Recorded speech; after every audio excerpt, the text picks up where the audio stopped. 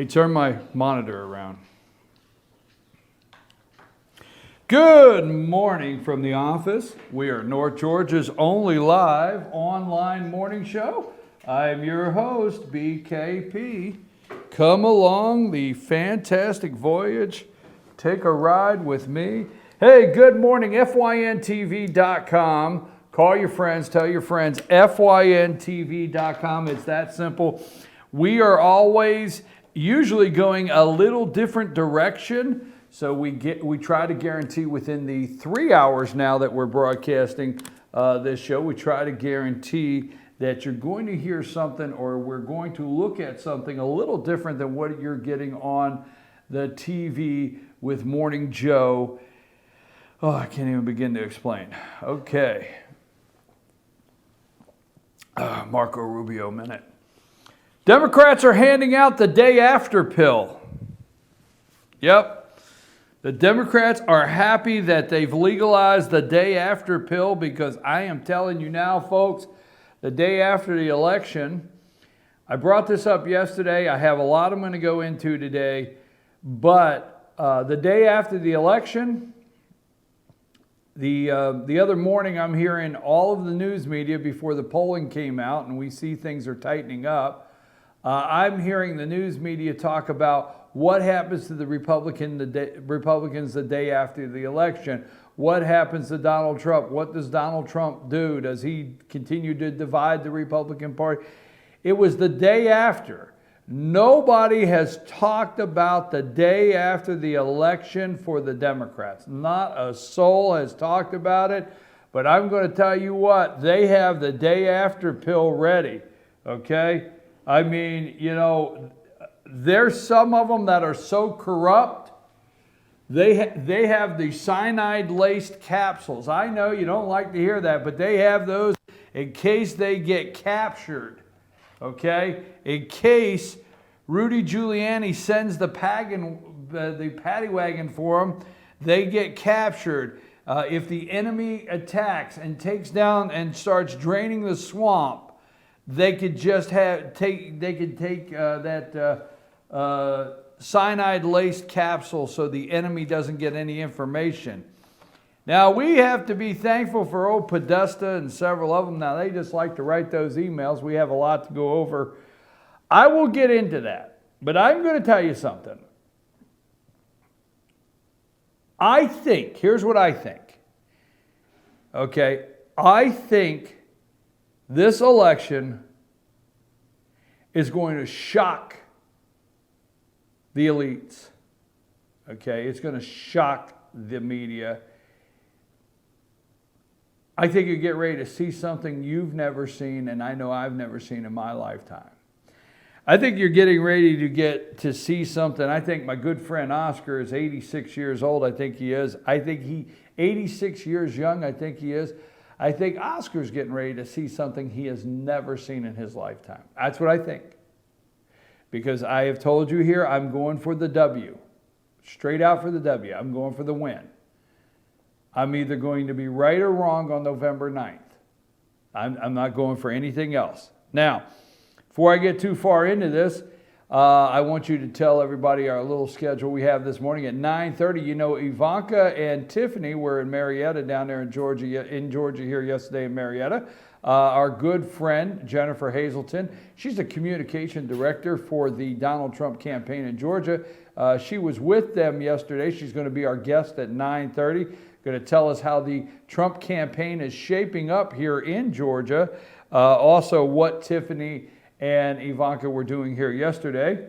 Also, at 10 o'clock, we're just going to call her Joeen. Okay, Joeen will be here at 10. Yesterday morning, we went over in the state of Georgia. You want to stay tuned at 10 o'clock. We went over yesterday with State Senator Josh McKoon in Georgia. There's 4 constitutional amendments on the ballot. Wherever you're at in America today, you need to look at your ballot and see what resolutions or constitutional amendments or things they're asking you to vote on from your state. But in Georgia, there's 4 amendments on the ballot, constitutional amendments on the ballot for voters. Yesterday, we looked at all 4 of those with State Senator Josh McKoon. Today, we're going to go further, and Joeen will be here in the studio at 10 o'clock. She has researched several of those amendments, and she may have an opposing view to the senator respectfully on a couple of them. So that's at 10 o'clock this morning. We're going to continue to look at that. We are broadcasting from 8 to 11. George is on a, we wish George and Edna well on their travels, but they're out of town. So we wish them well. And I am going to be here till 11 o'clock right up to Election Day, 3 hours a day, so we can continue to work on this. Okay, I feel, FYNTV.com, I feel this will be a rural America election. I know what you're telling me. Well, you just can't win without Philadelphia. You got to get this much out of Philadelphia. Okay, all right, I got it. Well, you've got to get this much out of this big, you got to understand there's 1 million voters there. You have to get this. Okay, I get it, okay. But I think we're missing the heartland of this country. I really do. Just feeling it strong. So I decided yesterday, because I've been feeling this for a while, okay, because I can't find Hillary Clinton signs. And before we go any further, I know what you're saying out there, many of you, but you're in North Georgia. No. I understand I'm in North Georgia. I know where I'm at. And you're in a county and you cover counties in North Georgia that vote from 70 to 76% Republican. I know where I'm at, folks. I understand. But I just don't find the Hillary campaign signs. I just don't bump into the people that are excited about Hillary Clinton. I know I'm in North Georgia. I'm not going to keep saying that. But I'm just not feeling it. All right? So, here's what I did. I called a concrete plant manager in Pensacola, Florida yesterday. No, I did not call the mayor. I did not call one of the city council members. I did not call an attorney from the courthouse. I did not call anybody, and nothing against them. I called a concrete plant manager in Pensacola, Florida. And I said, I got a question for you. What is really happening in Florida? Well, at first, the gentleman said, we're in the Panhandle, so it's different, okay? We're in a different area. We're in the Panhandle, okay? And you got to understand, we're not in South Florida, Miami. We're not in Central Florida. We're in the Panhandle, and things are different. But the enthusiasm is 100% for Trump. It just is. The rallies, he said, I've seen the crowds. I've seen our trucks delayed because they couldn't get through certain areas because of these crowds. He said, and it's real, and the Trump signs are everywhere. And he said, now because the company I'm with, we have a lot of other branches throughout the state. He said, I'm really hearing in Florida the enthusiasm is going Trump's way. That's what I'm hearing. Now, I don't know anything. This is not official official polling that I've done, but I just decided I'd go a different direction. So I'm talking to a concrete plant manager in Pensacola, Florida. So I said, okay.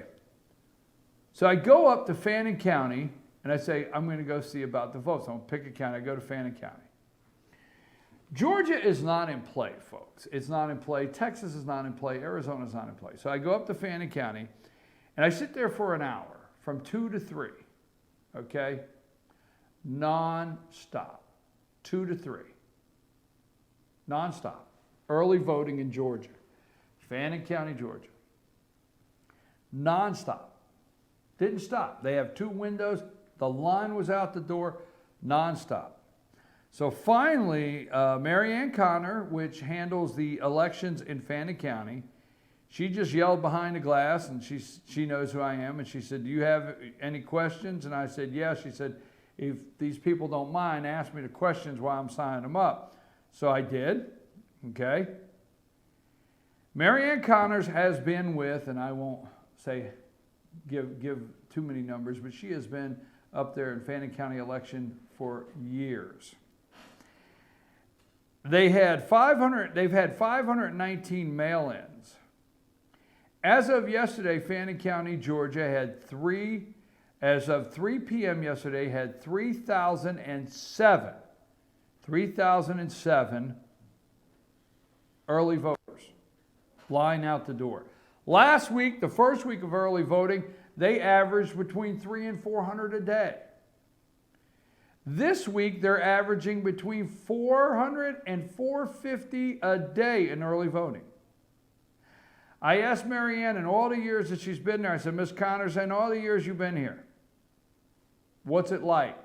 She said, tops it all. Never have seen this. Tops it all. Never have seen this before.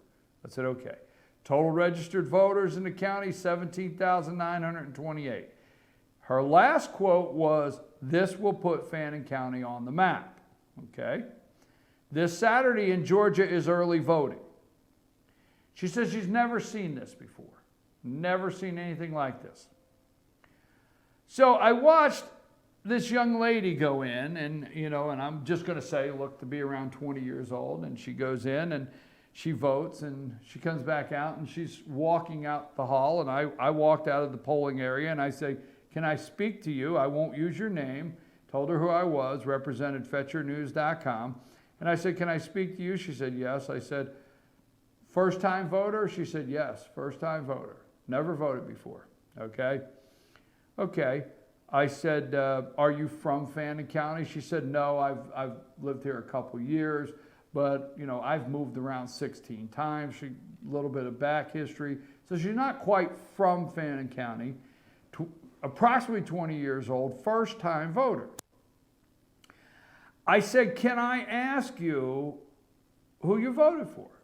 She cringed a little bit and she said, in not a whisper, but kind of a softer voice, and she said, Donald Trump. I said, okay. I said, can you tell me why? She said, I can't figure out Hillary's agenda. I just can't figure her out. She said, although I don't agree with Trump all the way, so she said, although I don't agree with Trump all the way, and sometimes he's out there. This is what she said. She said, sometimes he's out there. But he is brutally honest. Brutally honest. Now, this is important for a reason. This is a 20-year-old young lady in Fannin County. Brutally honest. She said, and I like that. Now, my first point is, Georgia's not in play. My second point is yes, Fannin County is a red county. Yes, Fannin County votes in the high 70s Republican. But not everybody comes out to vote, and the turnout is not as strong as it should be sometimes, okay?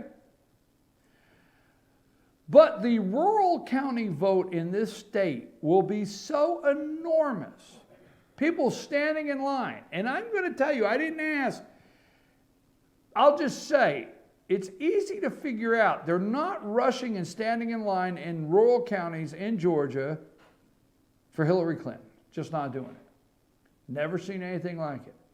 You're going to be amazed come election night. Going to be amazed.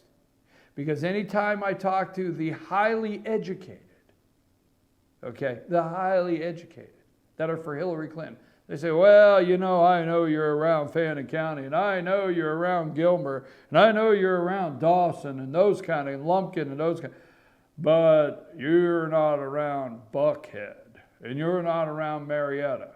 I'm telling you, rural counties in this country will they understand what taking the country back is. Philadelphia does not understand that.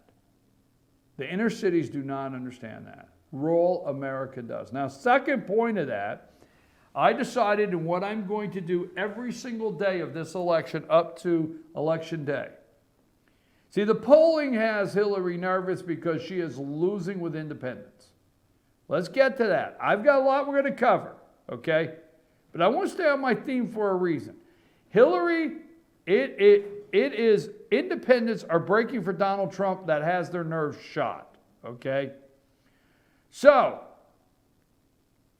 it's the economy, stupid. The new polling's all over the place. Be careful with the polling. Danger. The warning sign on the poll, be careful. But in the Fox News poll, where Donald Trump is in striking distance, still the highest of the top 10 questions is the economy, stupid. Right, James Carville? The Clintons should understand it. It's the economy, stupid. And I'm telling you right now, they understand. I actually think that Donald Trump should not, I have changed it. You know me, I am BKP, the unofficial advisor to DJT. Okay, I think Donald J. Trump should not call it Obamacare. He should call it the Affordable Care Act, what it is. The Affordable Care Act that America cannot afford. You can't afford it on so many levels.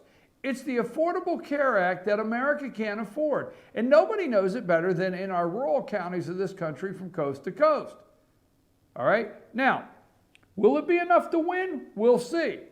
So, every day from here to election, I plan to make a phone call. I have an appointment. I already have an appointment to make a phone call, and I'm not going to tell you the state at 11:30 with someone that handles elections in this state. All battleground states, I plan to call battleground states and go into rural counties. Now, so here's what I did. I went from the Fannin County that I checked out yesterday. Nothing like it. She'd never seen anything like it.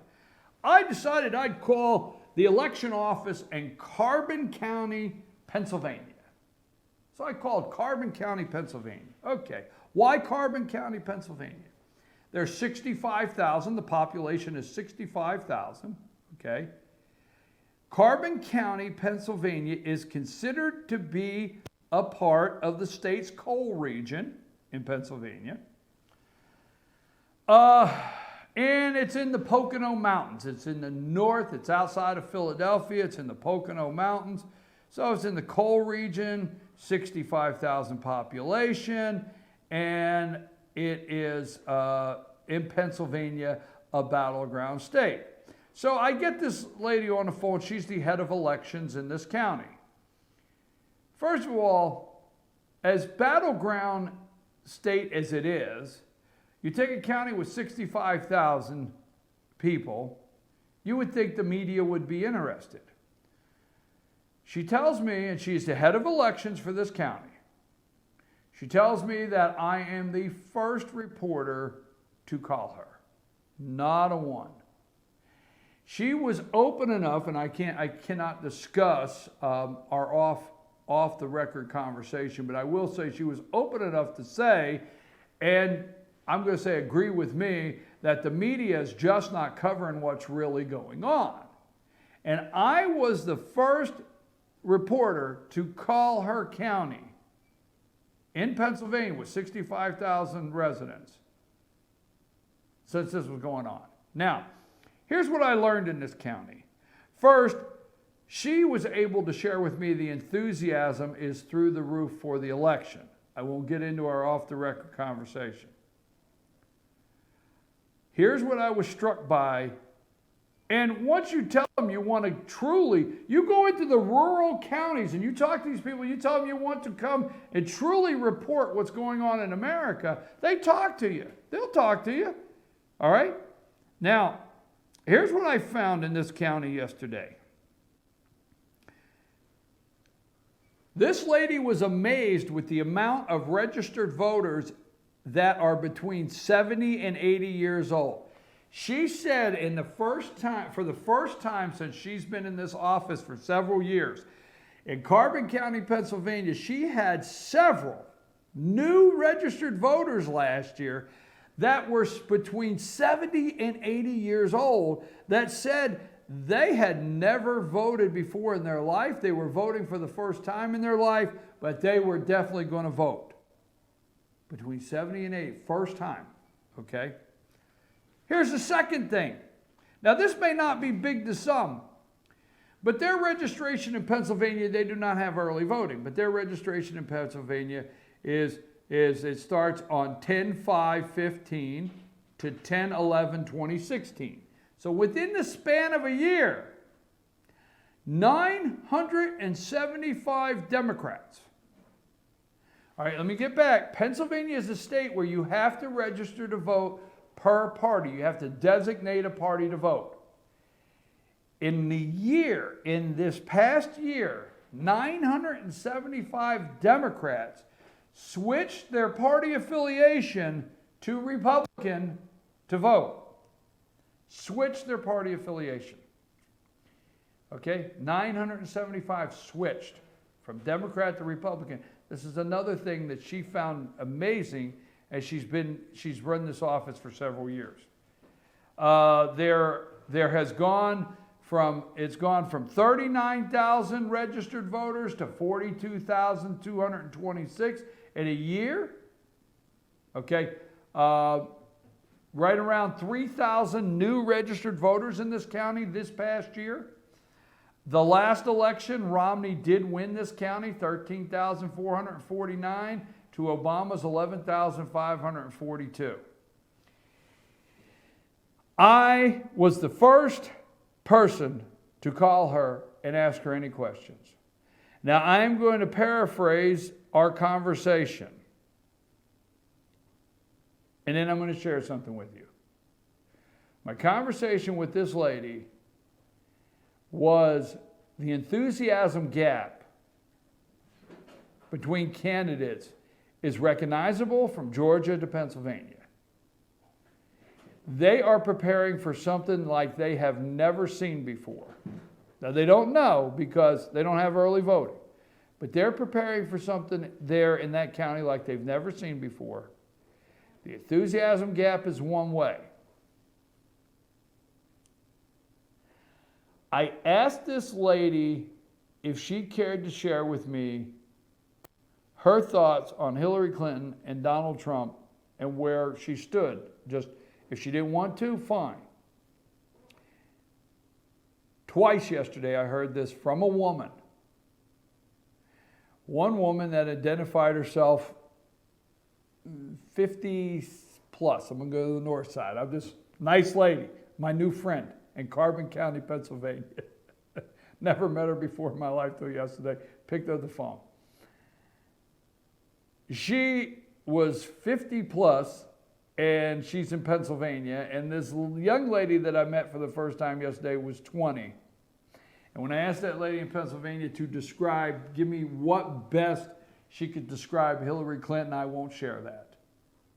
But I said, Donald Trump, I said, is there something you like about Trump? And she said, he's brutally honest.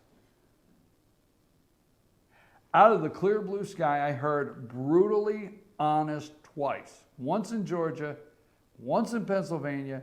Two people I'd never met before in my life. Both women, one 20 years old, one about 55. Brutally honest. Folks, I think we are going to get shocked, absolutely shocked, in rural America of what happens. Will it be enough? I think so. I have a phone appointment meeting with someone else that runs the elections in a very rural county in a state that the Democrats don't want you to know is in play. I will tell you this, every day as I talk to these counties, I will come back, and if they say the enthusiasm's for Hillary, I promise I will bring that to you if I hear it. I promise. This is not a rigged show, much like the election. This is not rigged. I want to tell you right now, be careful, because what they do, they stand outside with the microphone, the TV camera, they have a producer standing out there, and they're saying, will you talk to us about the election? Will you talk to us, right? And they're on NBC, and they're on CBS, and they're on ABC, and Martha Raddatz, what she is finding at the local coffee shops.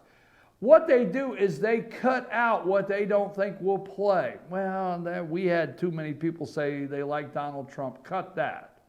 Well, we need 3 Trump supporters and 6 Hillary supporters to show what's really going on in this area. Cut that. So I will bring to you whatever happens. Now, the last thing before I go to break, I may have a caller, may not, but I do have Jennifer Hazelton at 9:30 on a Skype call. She is the communications director for the Donald Trump campaign here in Georgia. She's going to tell us what Ivanka and Tiffany were doing here in Georgia yesterday, what they were up to. We're going to do that, and then we're going to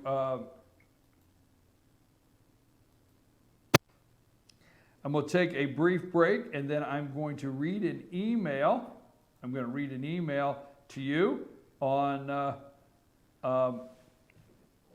from a commissioner in a county talking about Affordable Care Act and what it's really costing you, the people out there. I'm your host, BKP. Good morning from the office, North Georgia's only live online morning show.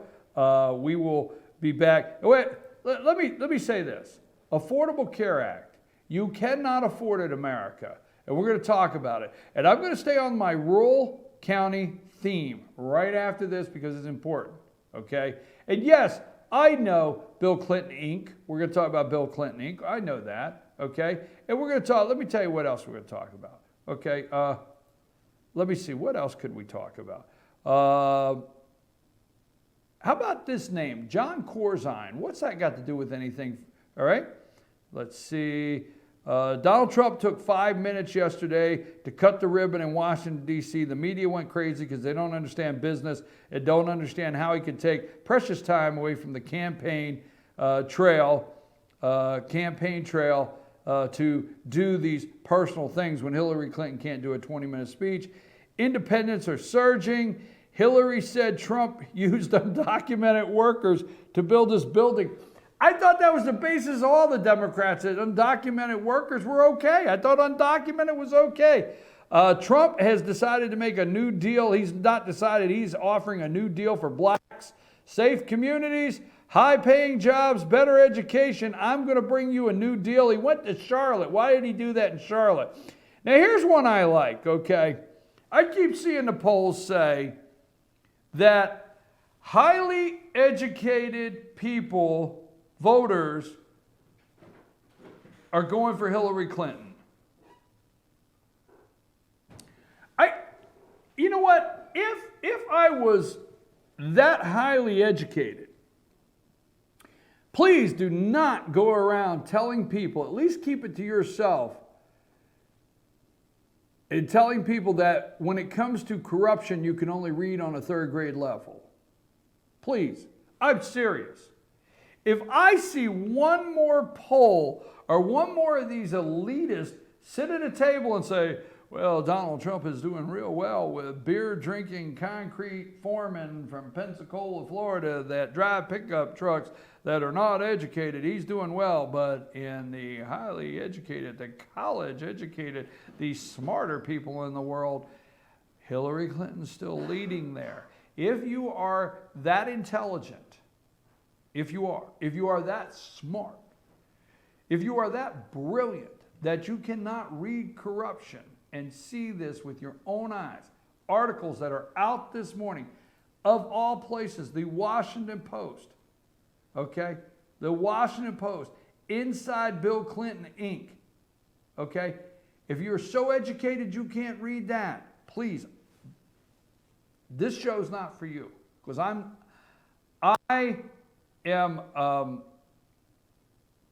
able to read this and figure out it's corruption. Anyhow, we're going to go into that. Let me see what else I have this morning. Remember, I'm calling rural counties. Hillary has less energy than Jeb Bush. That's what Donald Trump said yesterday. The Clinton Foundation. Americans in these polls are saying we're on the wrong track. We'll talk about that. Okay. MSNBC had to open the show. Morning Joe and Majinka or whatever her name is, they had to open the show with the Bill Clinton Inc., okay? I do have a caller. I'm going to take a break, get our caller on the line, and come back. I'm your host, BKP. A live report from the ground in Pennsylvania. Go to break.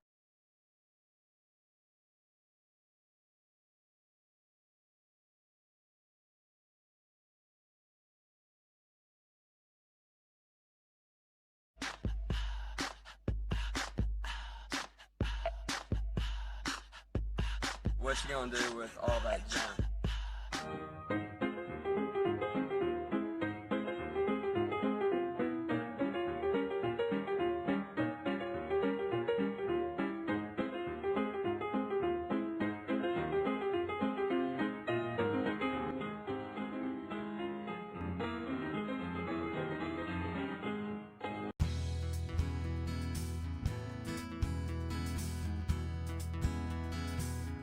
Hello, my name is Chad Watkins. I'm the manager at Larry's Body Shop. We are a family-owned and operated business and have been serving the North Georgia area since 1978. We are located at 1216 Progress Road in Ellijay, Georgia. Our shop specializes in collision repair and we work with all major insurance companies. Larry's Body Shop is ICAR Gold, the highest role of training recognized by the collision repair industry. It is estimated that only 10% of collision shops meet these standards. Our shop consists of state-of-the-art equipment such as laser measurement system, down-drive spray booth, spot and MIG welding equipment. All of our paints are mixed on site so that we can guarantee your paint to match every time. I know that having an accident can be a stressful event. We take pride in making sure our customers are satisfied with the repair of their vehicles. Our waiting area is clean and comfortable with free Wi-Fi and refreshing beverages. So if you're in an accident, stop by and see us at Larry's Body Shop.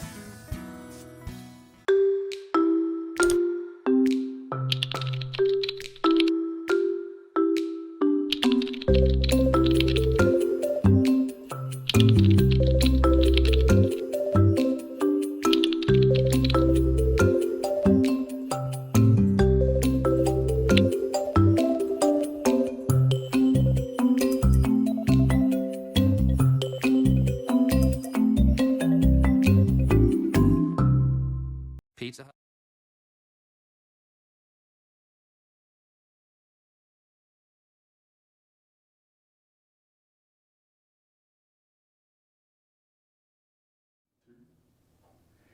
Hey, and we're back. I'm your host, BKP. Good morning from the office. North Georgia's only live online morning show. You're watching FYNTV.com. Let me just say, I want to send a shout out. Sometimes I don't know who you guys are out there. I just have your Twitter handles and you follow us on Twitter. That is great because I tweet out. And so whoever red lady in a blue state, I love it. Thank you for retweeting. Thank you for sending me comments all the time. So red lady in a blue state, and that's not our caller here that I'm about to talk to. That's somebody else in a blue state that's always sending me messages. So thank you very much.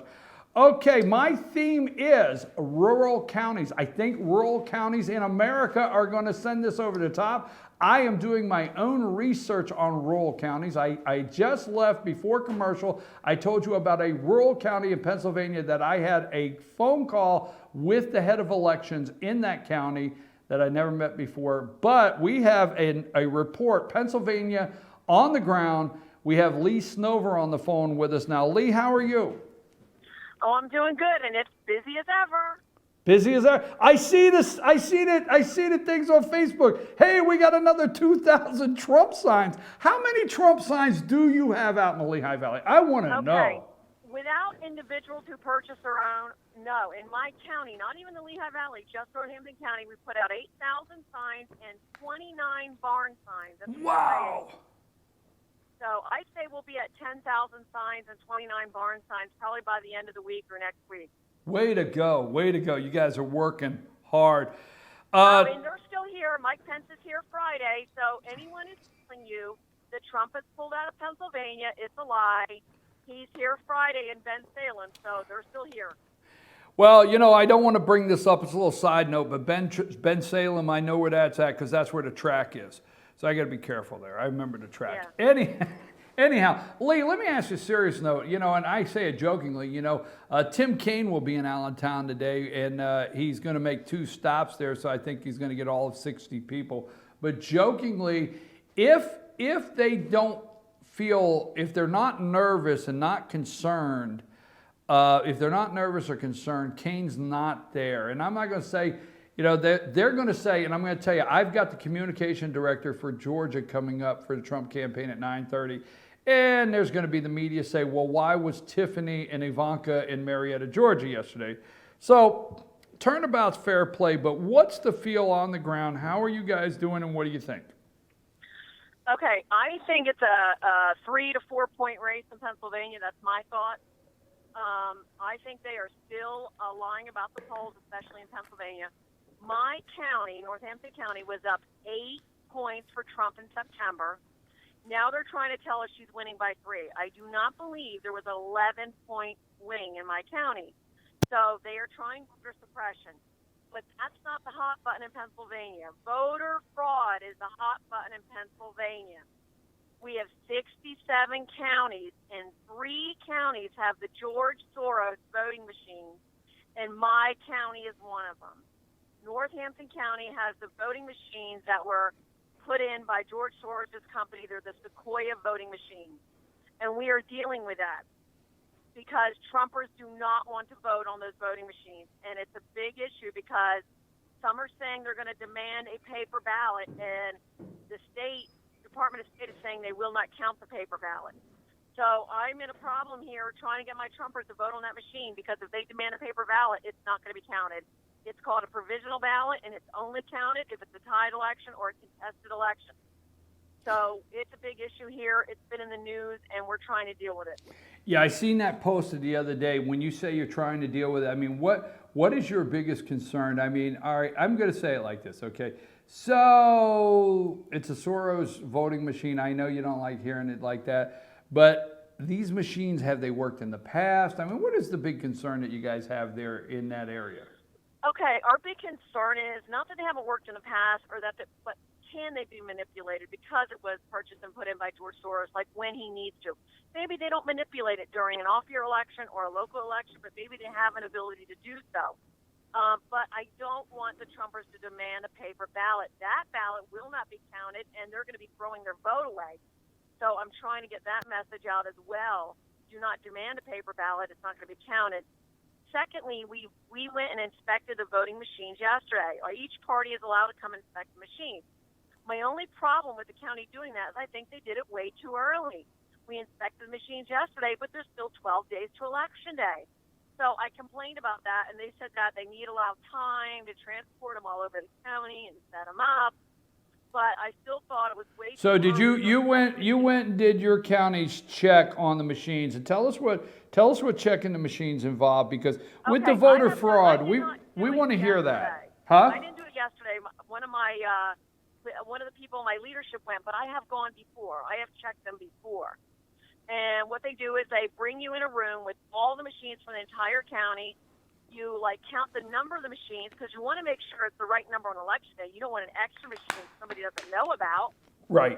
So one thing they do is they serial number the machines, and you make sure it's the right number of machines that are supposed to be out on election day. So if you get a chart, that says there's supposed to be 22 at this polling, and here's all the serial numbers, you get to check that there are 22, and here the serial numbers are. Right, and Okay. for some reason there isn't a 23rd that nobody knows Right. about. So that's one of the main things is the number of machines. And then you check to see the machines are working and that there's nothing on them, that there's 0 votes. And that is also done on the day of election, the judge of elections, before they start. They validate that all the machines are at 0, except in Philly. They're never at 0 in Philly. Okay, that's just a known thing in America. If you live in Pennsylvania, you know you're losing when the polls open on election day in Philly. But everywhere else, they should start at 0. So we did inspect the machines yesterday. I'm trying to calm down the people that don't want to vote on that machine because I don't want their vote thrown away. Well, they will throw the provisional. Let me just say something really quick for our viewers here. Folks, what we're talking about is the election machines. This is Northampton County, Pennsylvania. How many registered voters, real quickly, in this county? Oh my goodness, I don't know. I really don't. I'm not on numbers right now. Well, it's a county of a population of about 300,000 in the Yeah. 350. So anyhow, what we're It's talking. a Democrat county, that's for sure, but they will vote Republican. Well, I guess what I'm getting at is folks, we're used to, our viewers here, and we're bringing you this information, but we're used to, you know, Fannin County, Georgia, we don't have voter fraud. I was up there yesterday. I know everybody was in the room. We have 2 machines. They're working fine. They're going to watch them. So that's why this is important that these George Soros, you're hearing this on the internet, you are watching it, you're seeing it. I see you posted on Facebook. You're concerned about these George Soros voting machines. Lee Snover here in Northampton County, Pennsylvania is telling you their county has those machines. She's telling you what they do to check those. Right. And we're also telling all of our voters, if you want to vote straight party, do not push the one button that says that. Go down and vote for each candidate. We don't trust the one button system. We're asking all people in our party, the Republican Party, to vote for each Republican individually. We do not trust the single voting button. We do not trust it.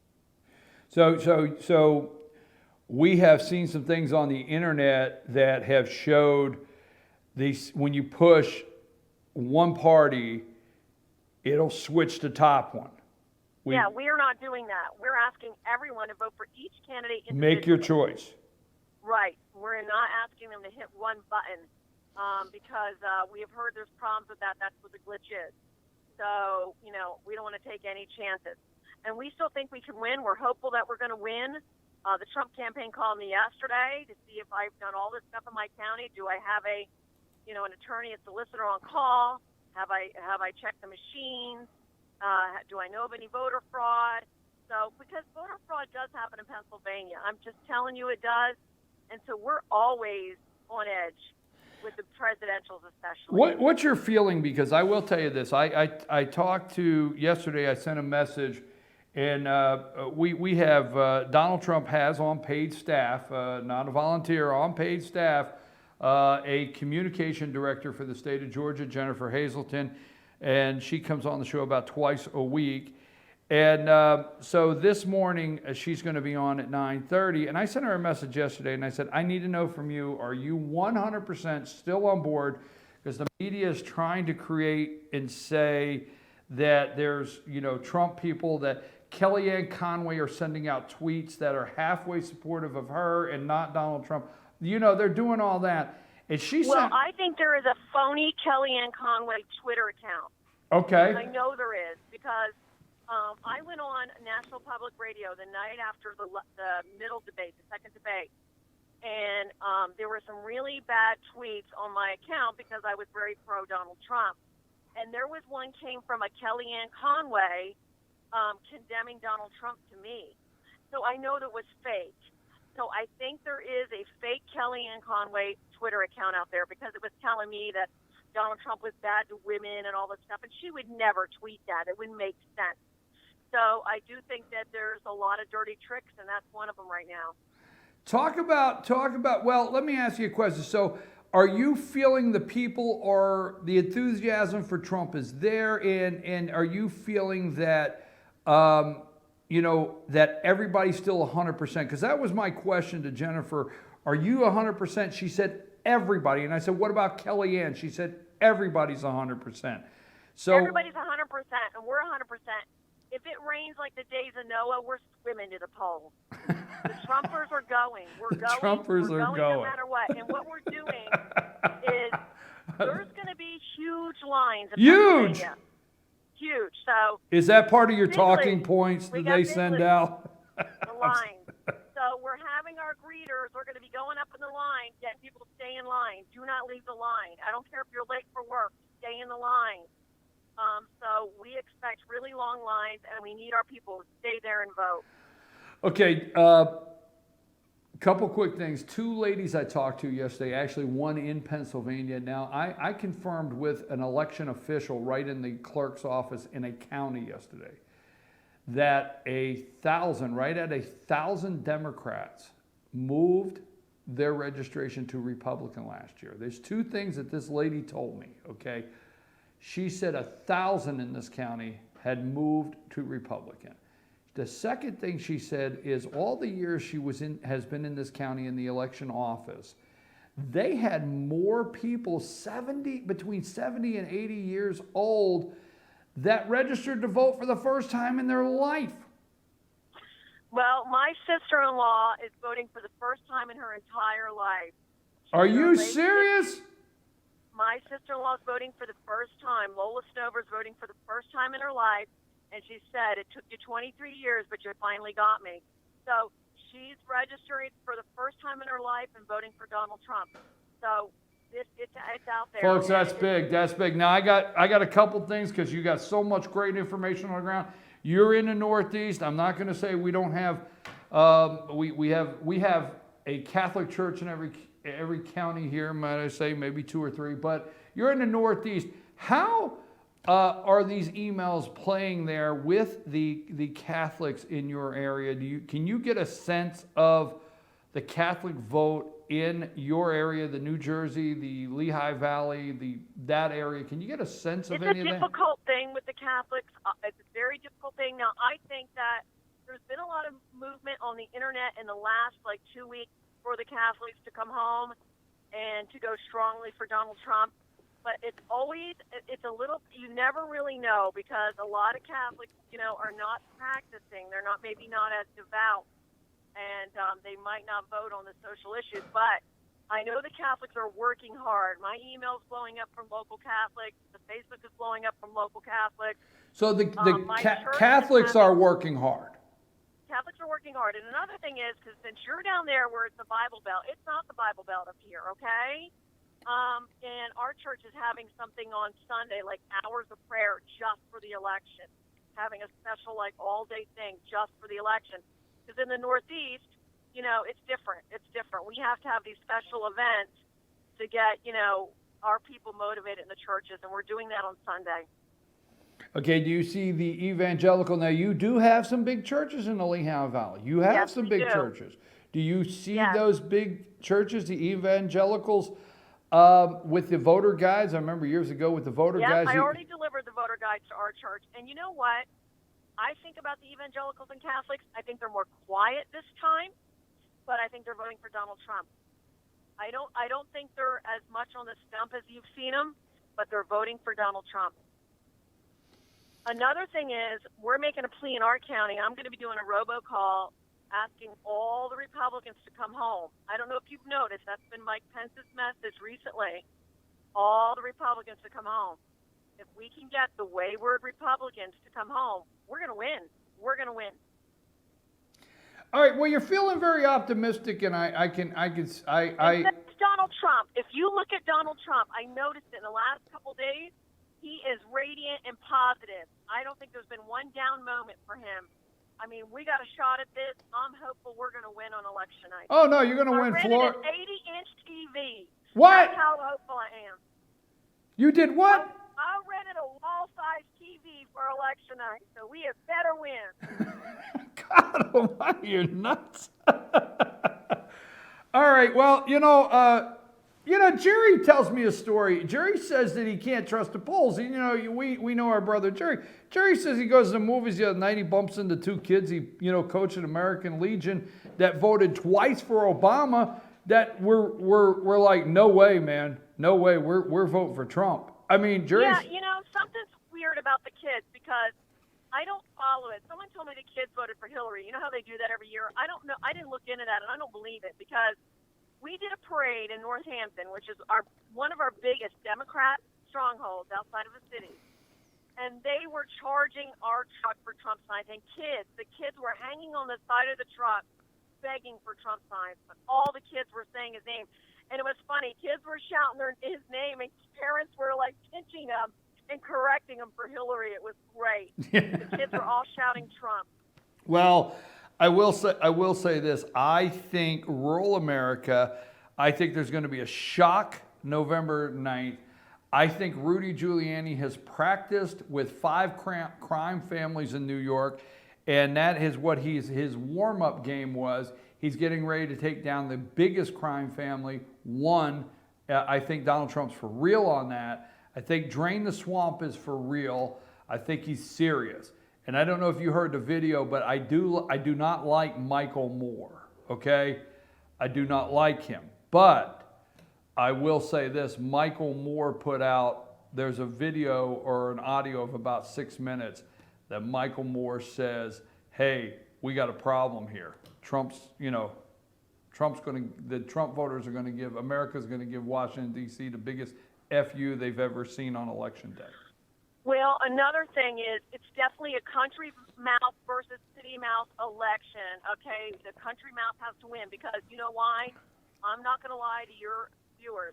Philadelphia is just plastered with Hillary Clinton signs and the counties around Philadelphia. And that's the wealthy city people. And that's her people, and it's going to be city versus rural, city versus country. That's what we have this election. Because I'm telling you, the city counties, they are on fire for her, and they have their signs plastered. I mean, it's real. Her city support and surrounding city support with the wealthy is real. So we have to overcome that with the rural. Okay, I'm gonna let you go because I know you are stumping right up to the end to watch the results on that 80-inch screen TV. Okay, the polls, the one that came out in Pennsylvania, it has the Clintons shot because it only showed Hillary with a 3-point lead. But the number that has scared the Clintons to death is the number of undecided. It showed a 7% undecided. Well, you and I both know at this stage of the election, there's no undecided. Those 7% just don't want to say they're voting for Donald Trump. That's what I'm hoping. That's what I'm hoping. But you know what? I think we're going to have Democrats. I've never had Democrats openly tell me they're supporting Republican like they are this time. I had a man call from a little town called Wilson. It's all Democrat. He said, I'm a Democrat. My whole family's Democrat. I'm not going to let one person in this town vote for Hillary Clinton. So, I mean, I've never had calls like that into my Republican headquarters ever. Hey, let me just tell you something.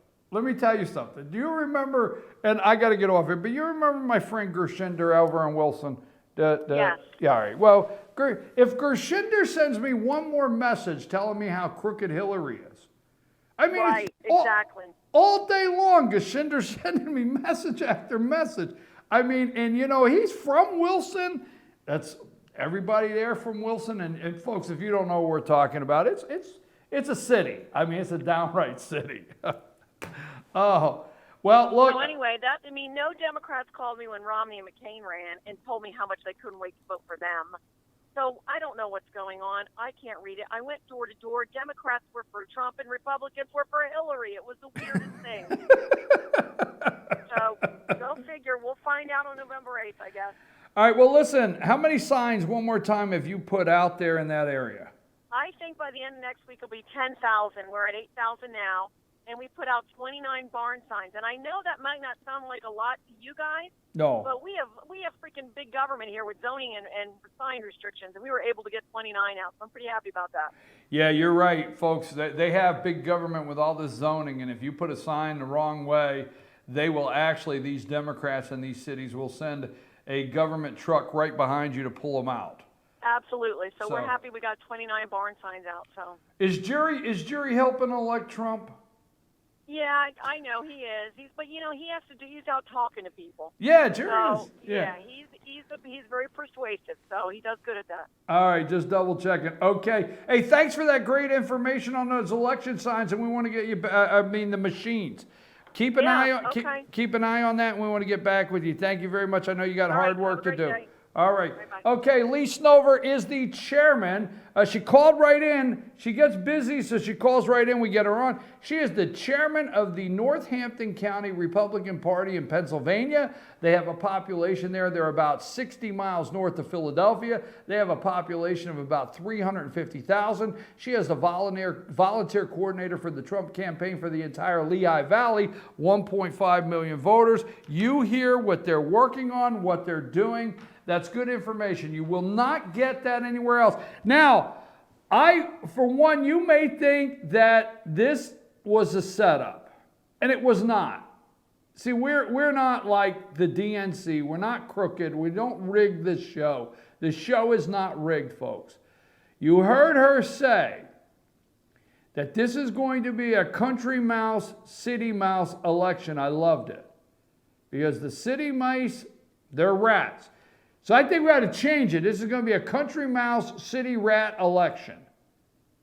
Okay? So the country mouse out there, you might have to call your cousin in the city and explain to him how bad we're getting hurt out here in real America. I'm your host, BKP. I'm going to come right back. I got other stuff I want to share. I've been holding on. Okay? I wanted to get that call in, 9:30, Jennifer Hazelton. Will be here, 9:30, and be on the show with us, 9:30. So we're going to take a brief break. I'm your host, BKP. Good morning from the office.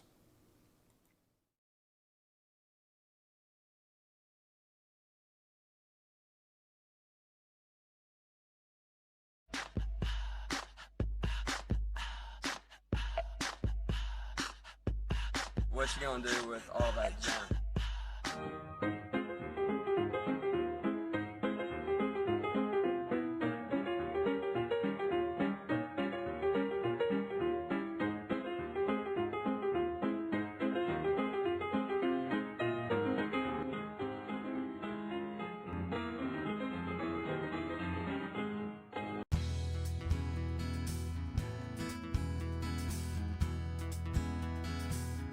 Hello, my name is Chad Watkins. I'm the manager at Larry's Body Shop.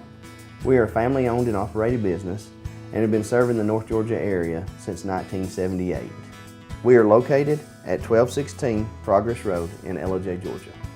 Our shop specializes in collision repair and we work with all major insurance companies. Larry's Body Shop is ICAR Gold, the highest role of training recognized by the collision repair industry.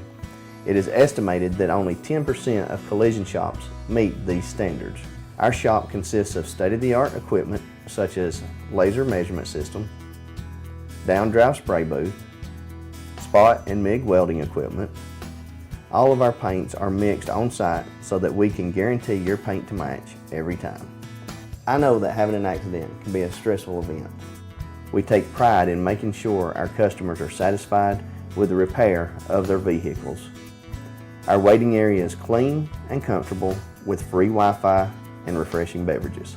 So if you're in an accident, stop by and see us at Larry's Body Shop.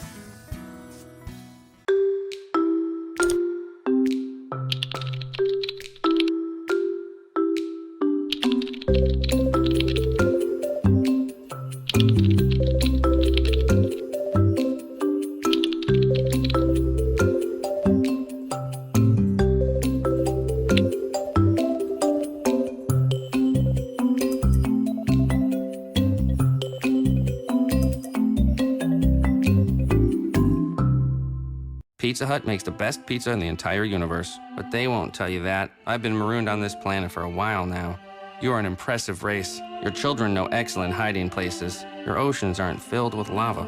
And you figured out how to combine a grilled cheese sandwich with a Pizza Hut pizza. Surely interstellar travel will soon follow, and then I can finally get back home. Round. Round like home. The grilled cheese stuffed crust pizza, proof that no one out-pizzas the Hut. North Georgia Diamond is your source for diamonds. Come on in to view the area's largest selection of fine jewelry at North Georgia Diamond. All repairs and designs are done on site by our jewelers. And North Georgia Diamond has the lowest prices on loose diamonds. You can also sell your gold, silver, and coins at North Georgia Diamond between Walmart and Lowe's in East Ellijay. Locally owned by Bill and Allison Craig, North Georgia Diamond is your source for diamonds in North Georgia. El Rey in Ellijay. El Rey Mexican Restaurant. Family owned and operated and a local favorite for families, parties, and meetings. Great prices. Friendly service and delicious Mexican cuisine. Patio dining available. Come sing in Carlos's Cantina every Friday 9 to 1. Eat in or take away. Same location for 14 years. Open 7 days at the corner of Maddox Drive and 515. North Georgia's favorite Mexican cuisine. El Rey. El Rey in Ellijay.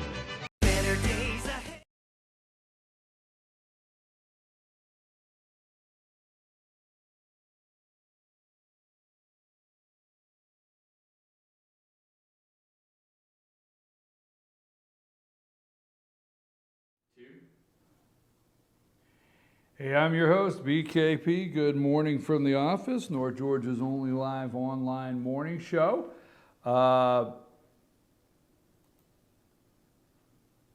fyntv.com.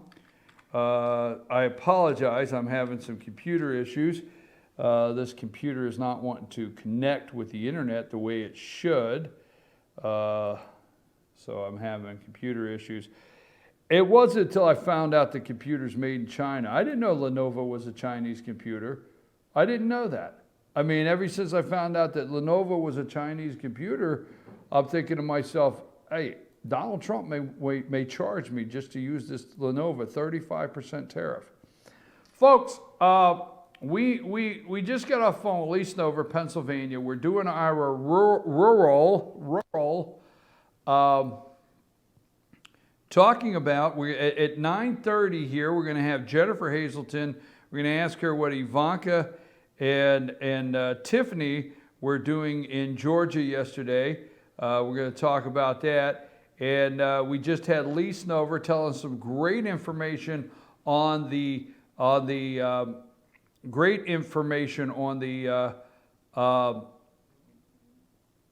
hold on, I'm going to be right there. I'm coming. I got I'm looking for a email that I received yesterday that I have to find again. That's Tuesday. Let's see, Wednesday. Stay with me here, folks. Stay with me. I'm going to find this email. I have to find this email. All right, there it is. Okay, so at 9:30, Jennifer's going to be with us, and at 10 o'clock, Joeen's going to be in here. We're going to be talking about the constitutional amendments on the ballot in the state of Georgia. That's at 9 o'clock. So, at 10 o'clock. fyntv.com. Now, I am looking at rural counties. Now, you cannot afford. Now, first of all, I want to be clear on this, okay?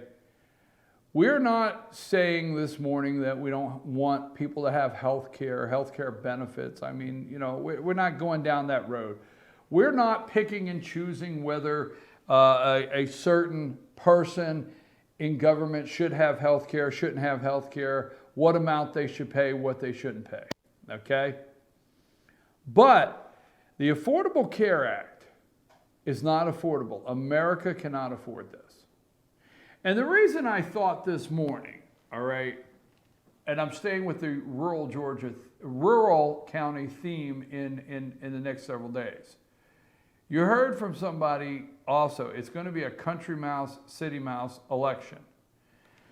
Now, at 4:30 this morning, as I'm driving down into Ellijay, Georgia, I'm seeing some headlights, and I'm seeing people starting their day and headed out to work, and I'm thinking to myself, really, that's what they want to do. That's the thing they just could not wait to do, is get up and have to go out to work at 4 a.m., 4:30 in the morning, right? Unlike myself, I can't wait, because I can't wait to get here, all right? But I'm thinking, look at these people out working. Now, these people I see driving around, are they really concerned this morning on whether Paul Ryan is going to endorse Donald Trump? Are they concerned this morning that Kelly Ayotte's going to write in Mike Pence's name instead of Donald Trump's? Are they? Are they really concerned this morning that Paul Ryan has not done something to show, or the Georgia GOP or your GOP has not endorsed Donald Trump? I was wondering, are they really waiting on that at 4:30 this morning? That's the decision that they're waiting on to hear that? I don't think so. So I go into the store to get some water at 5 a.m. this morning, and I'm looking around, and a guy stocking the water shelf, the shelf of water, and I said, put one of those in my buggy at 5 o'clock this morning at the grocery store. And I'm thinking, is he really waiting to see today if Paul Ryan's going to endorse Donald Trump? That guy that's working at 5 o'clock in the morning. And then I see the pallet jacks and the men and women bringing the bread in the store and all those things going on. And I watch that. And I watch the lady that says, hey, can I help you? What are you looking for? Because I'm always looking like I'm looking for something. And I keep thinking to myself, are they waiting for Paul Ryan to endorse Donald Trump?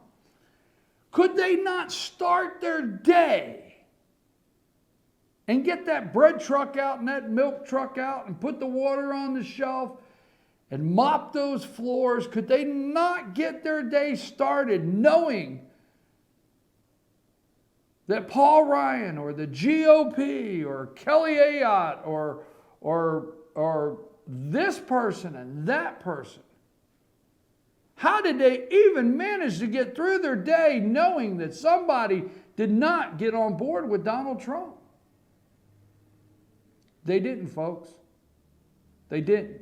You keep listening to the roundtables. I tell you every day, I'm either right or wrong. I say it. But you keep what I call the roundtables. You keep, we wait to hear what Eugene Robinson wrote. Really? Bill Kristol? Really? We keep waiting for that? You think the people stocking those shelves, because I'm going somewhere this morning in the store, you think the people in the headlights that had to come out of bed to go to work at 4:30 this morning were concerned that Donald Trump didn't, for the media's sake, disavow David Duke? Let me tell you what's really happened with all those people I've seen from 4:30 to 5:30 this morning out and about. They are the ones in America that are getting called in by their managers and saying, we need to have a meeting. And they get 12 employees together and the manager says, hey, as of this day, I regret to inform you that I will have to move 3 more people to part-time. I've just been told by corporate 3 more people have to go to part-time. And I've been told by corporate that I'm sorry, I'm the bad guy, I'm the messenger here. Don't shoot the messenger, but I've been told by corporate that instead of $40 a month coming out of, or week coming out of your check for health care, that you can do 1 or 2 things. You can go to healthcare plan C and move from B to C and keep the $40, and your deductible will go up another $500, and we'll have to take your kids off the policy, and they'll have to show up and sign up for the bronze plan of Obamacare, or you will have to go up to $80 a week instead of $40. See, those people know that. That's what they know. That's what they know. And then they know when they get home that they've worked so hard and the mortgage company has sent their mortgage payment to them. Because see, if you go to a rural county in America, okay, if you go there, you will see over and over the increase in property taxes, over and over, and the increases in fees. So you may be in a county where it was costing, $100 to get a building permit, but they raised it to $325. Why? Well, they have the cost of this, they have the cost of that, and they have the cost of this, and it's gone up. So your fees have gone up. Your trash collection has gone up. This is rural America. Your recycling company said it's not affordable no more to provide recycling for your rural county. They just can't afford it. Everything's gone up. And then you have the commissioners. Now, we're not picking anybody out by name because I'm not saying this directed towards anybody. Then we have our commissioners, right? Our commissioners that say, hey, you know what? It's only a $30 increase a year. Really? A $30 increase a year. So you go home, these are the people that go home and get their property tax bill, and it goes from X to another $75, $65. You look at it like, my property tax went up $65.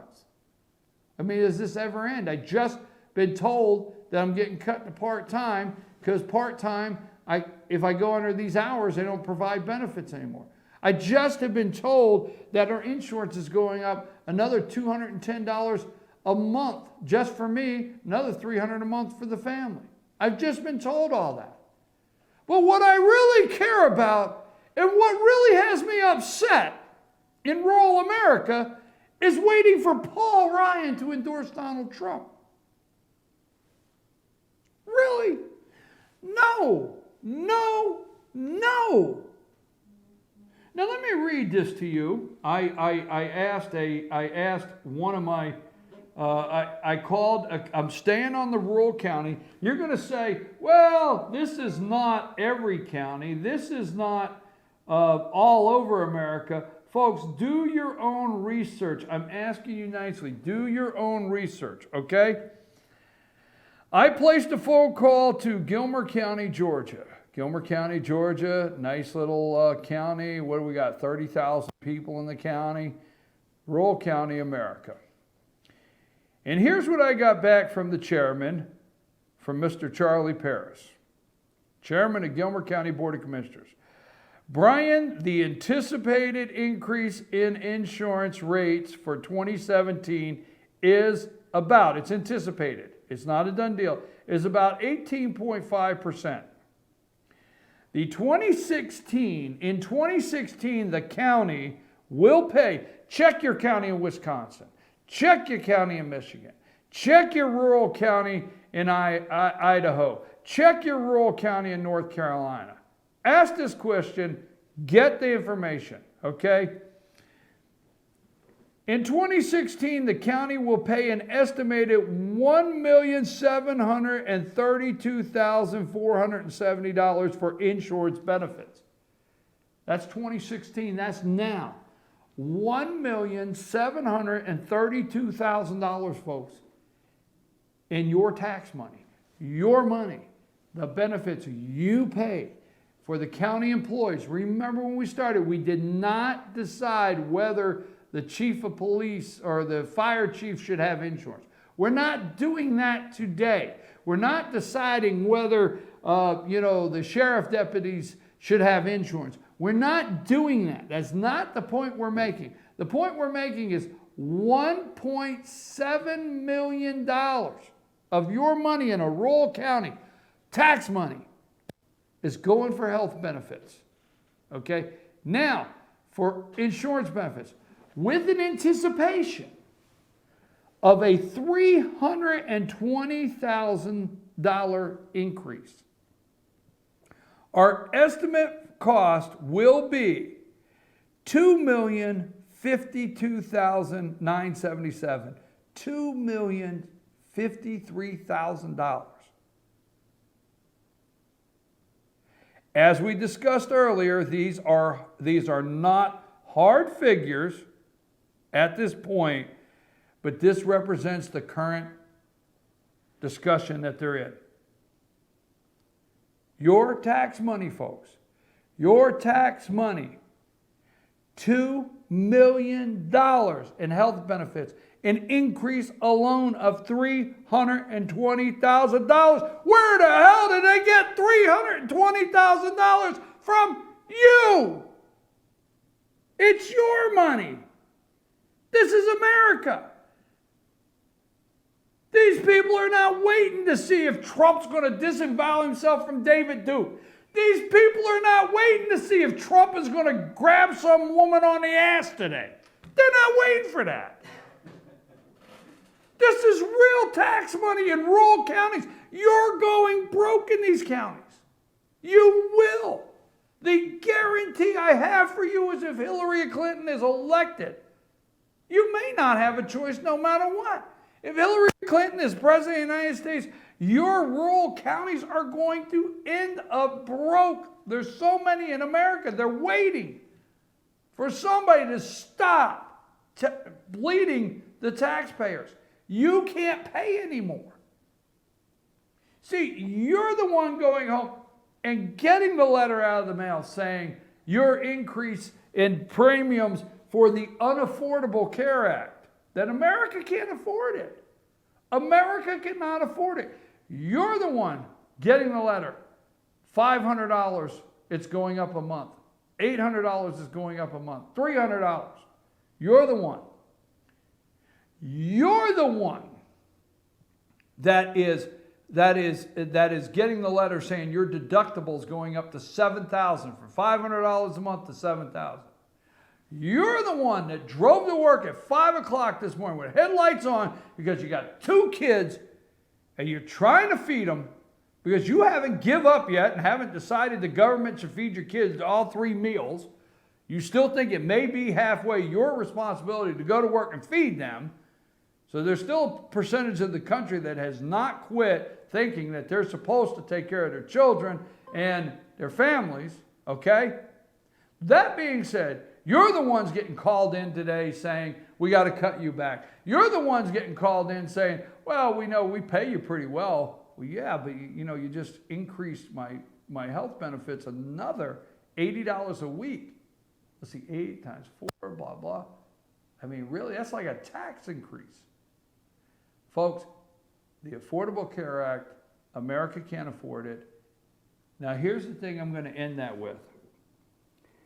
I called somebody yesterday, an elderly couple.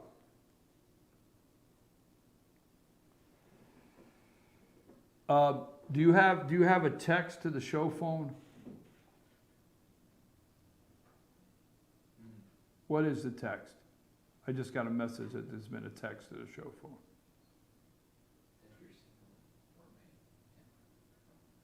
I'll check it in the commercial. Anyhow, please text me 706-889-9700, 706-889-9700, or email me chief@fetchernews.com. Anyhow, here's the thing, okay? Here's the thing. I talked to an elderly couple yesterday, all right? I talked to an elderly couple, and they're doing without. They're doing without.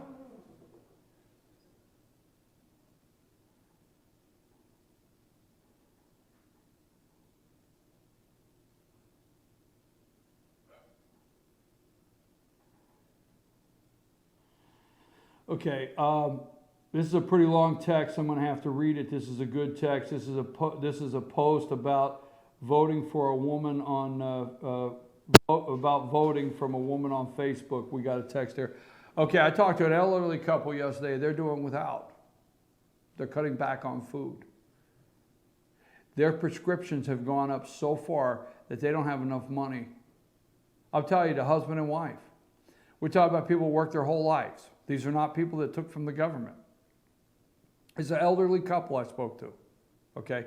Because what I don't do is I don't run and talk to these elitists out here. I go talk to people, okay? Real people. This couple worked their whole entire life. One in an office, large office, one in a mechanic, whole life. Paid taxes their whole life, raised their kids, all right? They're doing without. They're in their late 70s. They don't have enough money throughout the month to pay their prescriptions, folks. They don't have enough. Their prescriptions have gone through the roof. They're trying to find $400 and $500 to go get pills for heart issues and things like that. It's serious. So why are they? Their benefits are getting cut so bad at their age, and they can't get through the month. We have seniors. Why do we have senior citizens in this country that worked their whole life in their 70s? But our taxes are going up in our rural counties so that we can make sure county employees have their benefits. Now, don't go there. Don't go there. Nobody's saying that. That's $2 million right there. Now, look, I'm not going to tell you that a county employee, that if you get a job and you work for the road department this morning and you're out there working and you get health insurance for your family, that's great. The bottom line is, who's paying for it? The citizens. And you can't afford it anymore. The Affordable Care Act, and I'm not advocating taking those benefits away.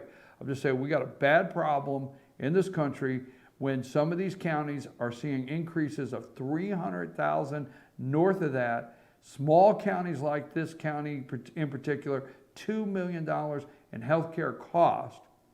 And we have senior citizens that are not getting enough food to get through the month because of their health care cost. and what's happened to them. And they work their whole life. I'm sorry, folks. I'm your host, BKP. Good morning from the office. North Georgia's only live online morning show. I just do not think that rural America is waiting to see if Paul Ryan is going to endorse Donald Trump. I think the enthusiasm is for Donald Trump. America, there's two things in the polls, okay, and I will get to this because I want to do one more thing hopefully before I can get to break. But the polls, okay, hold on. The polls. America's headed in the wrong direction is up to 65%. Top 10 questions Americans say that concern them the most: economy. Economy number one, 66% say headed in the wrong direction. I'm here to tell you today that the American people do not feel that Hillary Clinton will do best in the economy. I want to read one thing. Inside Bill Clinton Inc. Inside Bill Clinton Inc. Hacked memos reveal intersection of charity and personal income, okay? Now, I want to get all the way down here. We've read, a lot of you have read this. You're going to hear this, okay?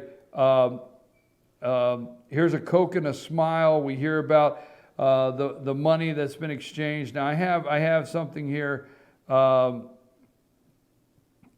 and it was, okay.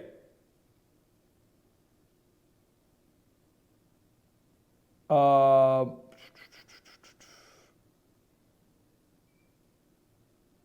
have it here, I have it here, I have it here, I have it here, I have it here, I have it here. I apologize, it's all the way down in here, but it's something hidden that I don't think you're going to hear today. And that's the reason I want to get this out, because I don't think you're going to hear it, okay? But Chelsea Clinton grew concerned when news leaked in late 2011 that MF Global, I want to get one more thing. Bear with me. You're being patient, okay?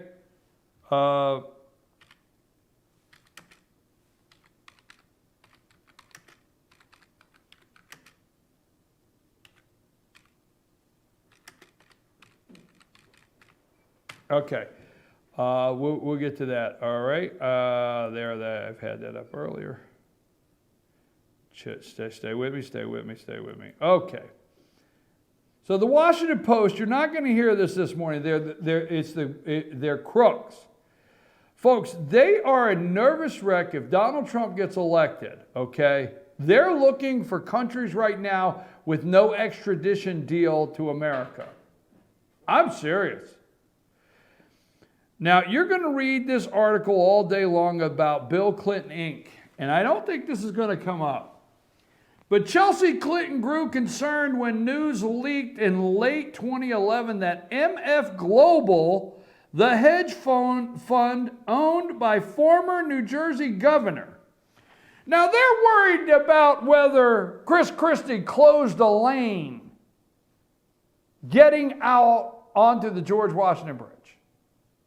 The current governor of New Jersey. They want you to believe that Chris Christie should go to prison and that he made a phone call and said, hey, get the orange cones out. Get the orange cones out. I'm telling you now, get them out, close the lane, hell with those people that closed off. You know, let's close ramp number so-and-so. They didn't vote for me. Get the orange cones out, okay? That, he should go to prison. He should serve life, right? But Chelsea Clinton grew concerned when news leaked in 2011 that MF Global, the hedge fund owned by former New Jersey Governor Jon Corzine. Corzine? Let's see. Obama. Had been paying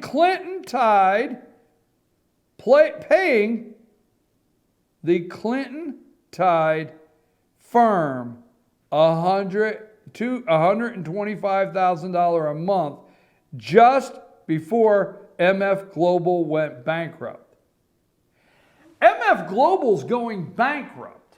John Corzine, the former governor of New Jersey, hedge funds manager, sending Bill Clinton-tied firm, Bill Clinton Inc., $125,000 a month just before MF Global went bankrupt. According to the emails released by WikiLeaks, hell, that damn WikiLeaks, Chelsea Clinton complained in December 2011, a longtime Clinton aide, John Podesta, who at the time was serving as an advisor to the Clinton Foundation, that she had been informed that a member of her father's office staff who answered to Band had been making calls to British lawmakers on behalf of President Clinton for Teneo clients, particularly of the chief executive Dow Chemical.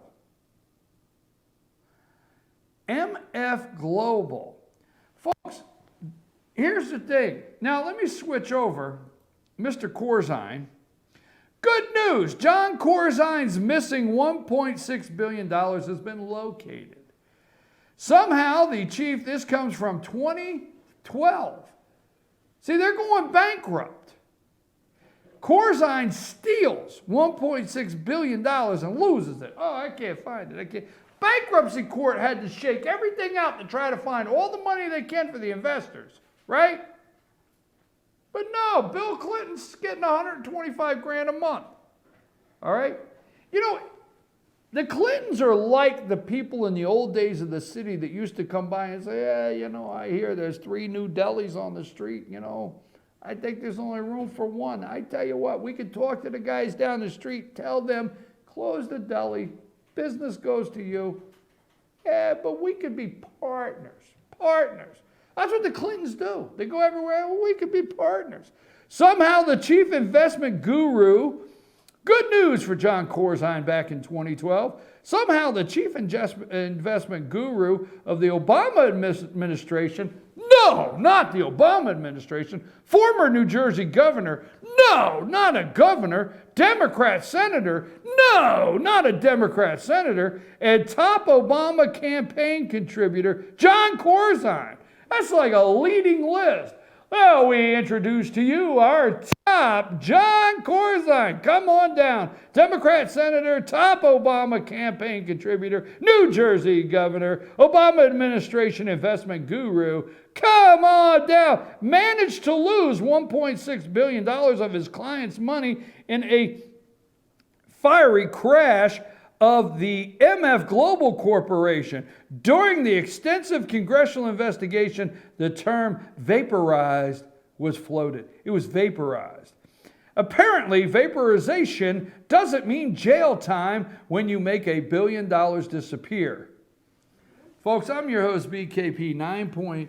It's 9:28. We're going to have Jennifer Hazelton on here in just a minute. She's a communication director for the Donald Trump campaign here in Georgia. And we're also going to ask her what Tiffany and Ivanka were doing in Marietta yesterday. Folks, Bill Clinton Inc., you're reading all this. Please do not tell me how educated you are, because if you are, please read this article. And please don't let people know you're that stupid to go vote for Hillary Clinton. Because I'm going to tell you something. If you are educated today by one of our great institutions that was funded probably by great tax dollars, provided by great men and women that worked their whole life, so you can get an education in one of those ivory towers, please do not go around and tell people you read this article and went and voted for Hillary Clinton. Please do not. At least keep it to yourself. That's the least you can do for yourself. John Corzine, the criminals, drain the swamp. Trump has hit a home run, drain the swamp. 10 o'clock, we're going to talk about constitutional amendments in the state of Georgia at 10 o'clock, constitutional amendments. We will have, Joanne will be on here at 10, and then about 10:45, we will wrap up our rural county discussion and more of this. I'm your host, BKP. We're going to take a break. We'll be right back. Hopefully we'll have Jennifer on the line. No bugs on the thing. Go, Cole. Go.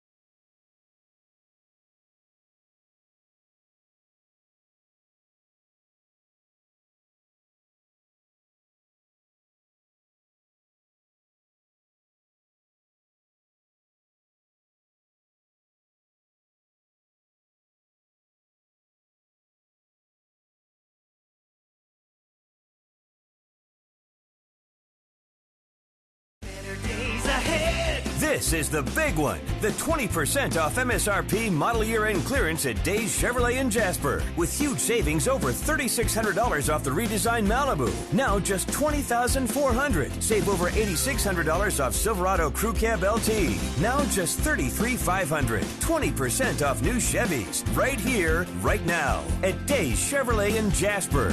Better days ahead, Days Chevrolet. Find new roads. Pizza Hut makes great pizza, but they can't tell you what a gift it is. I can. They took a grilled cheese and combined it with stuffed crust pizza. To think, I almost wasn't here to try it. How did you? It's not important, Jan. What's important is that I watched the sunrise this morning. Then I got to stand in a room filled with this pizza. And later I'll stare at the ocean. Or maybe I'll learn Russian. Or listen to jazz. Or try my hand at needlework. Or open a door for a beautiful woman. Or read a human interest story or make dessert wine. Or ride a wild horse. Or experiment with watercolors. Eat every slice like it's your last. Especially you, Doug. Especially Doug, right? You care about Doug. The grilled cheese stuffed crust pizza. Proof that no one outpieces the Hut. I'm Sheriff Dane Kirby, and I'll stand up for you. I'm Stacy Nicholson, Sheriff of Gilmer County, and I will stand up for you. Stand up and speak out. No matter how rich, cool, talented you believe yourself to be, how you treat people ultimately tells all. I am Allison Sosby, District Attorney, and I'll stand up for you.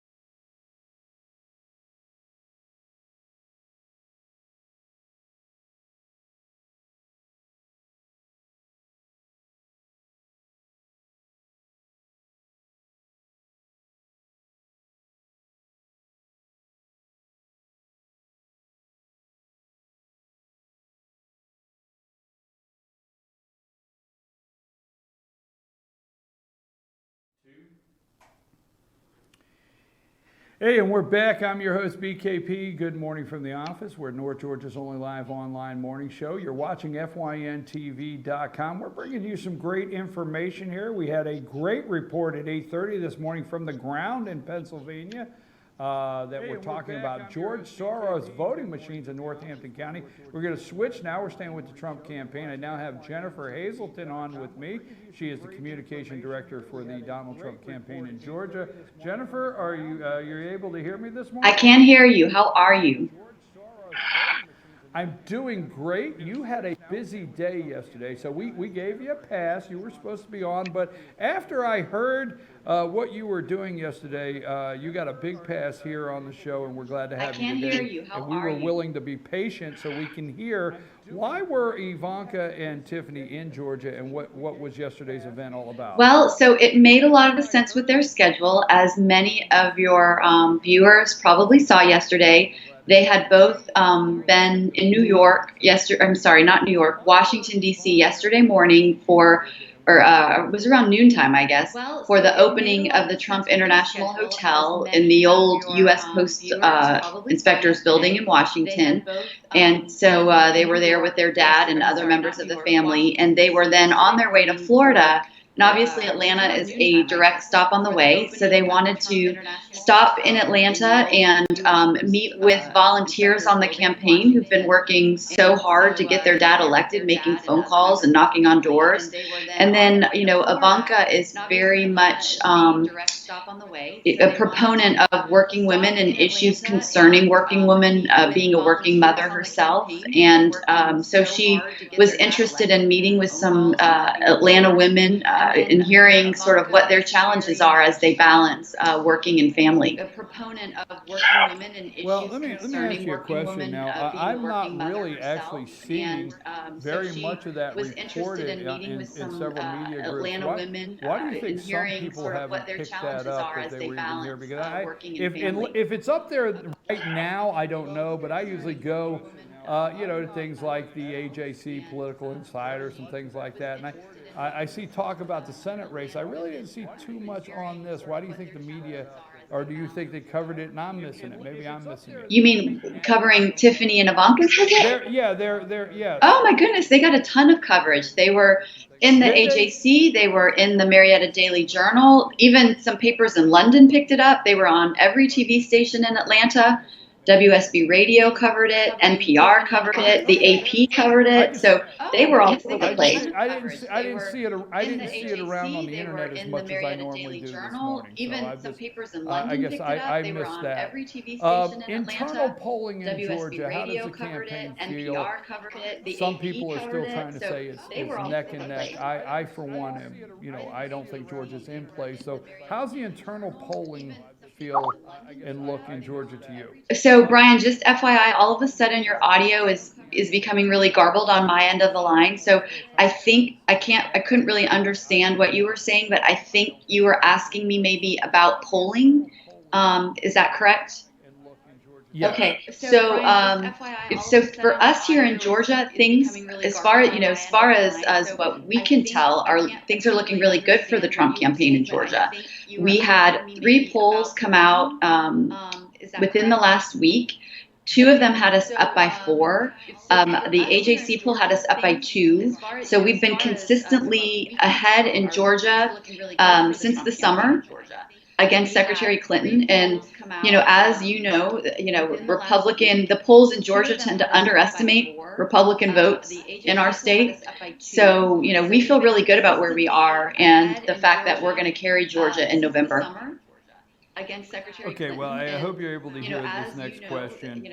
And I asked you this yesterday, and I did tell our viewers this, but I just want to hear it again, and I know they would like to hear it directly from you. We feel really good about where we are and the fact that we're going to carry Georgia in November.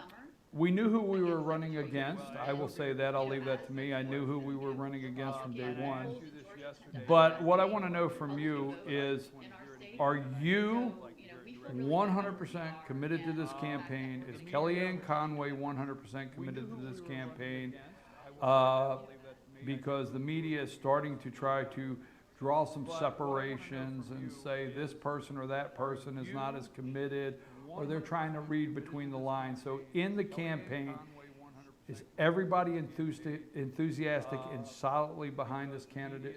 I'll be honest, I don't know where that's coming from. I haven't seen any signs of that at all. Everybody is full steam ahead. And, I'm on calls every day, multiple times a day with our headquarters in New York, with the people who work there and are running the overall campaign from New York, from Trump headquarters, along with my colleagues here in Georgia. Obviously we had Ivanka and Tiffany here yesterday, so we were working with the people who travel with them. And everybody's fully 100% committed. I don't know where that's coming from. I haven't seen any signs of that, and I haven't read about that. Colleagues here in Georgia. Oh, well, I have to tell you, I will tell you I've heard it 3 times, and the one place I heard it, this goes back 2 days ago, I don't know where that's coming from. I haven't seen MSNBC. There you go. Consider your source. I'm just saying, because I know they are, and I know what they're going to do in the next 10 to 12 days or whatever's left, is they're going to try to float out there that this person is wavering, or they've heard this or that. I just wanted you I knew the answer. I just wanted you to say, hey, we're 100% full steam ahead. I see the enthusiasm, but let me ask you a question. The campaign, what about this article this morning, Clinton Inc.? I mean, I don't know. I don't even have words for it, Jennifer. I don't even have words. I really think we are at the point with our opponent's candidacy where the country has completely jumped the shark. I mean, I don't know what more we need as Americans to see that this is not what we want for our country. I mean, let's think about it in these terms. Let's put policy aside for a second. I mean, we could go on and on about policy, but let's put that aside for the second. Does the country want to put into office somebody where there is direct, hard evidence of pay for play, collusion, machine politics, scandal, going around federal rules and regulations? Do we want to bring somebody new into the White House who is going to continue to be investigated by Congress and will continue to have federal lawsuits hanging over her head? I mean, I don't know. I am old enough to remember the Clinton administration. And I remember that seemed like, I was a teenager for a part, for most of it. And all I remember is one scandal after another. And I think we can clearly determine that that's what we're going to get if we go in that direction. And I don't think that with all of the issues that our country has, with figuring out how to reduce our debt and maybe ideally one day get rid of our debt, reforming our tax code, securing our borders, rebuilding our military, all of the things that we have before us, we have some really mighty challenges ahead of us as a country. I don't know that we want to put all of those challenges in the hands of somebody who is going to, A, be continuously distracted because she's constantly being investigated, and B, that we can't trust to get the job done. I mean, who's she going to be operating for? Is she going to be working for us, the American people? Is she going to be working for the King of Morocco, who gave her $12 million? Is she going to be operating for the banks who paid her $250,000 a pop for speeches, plus who knows what kind of donations they gave to the foundation?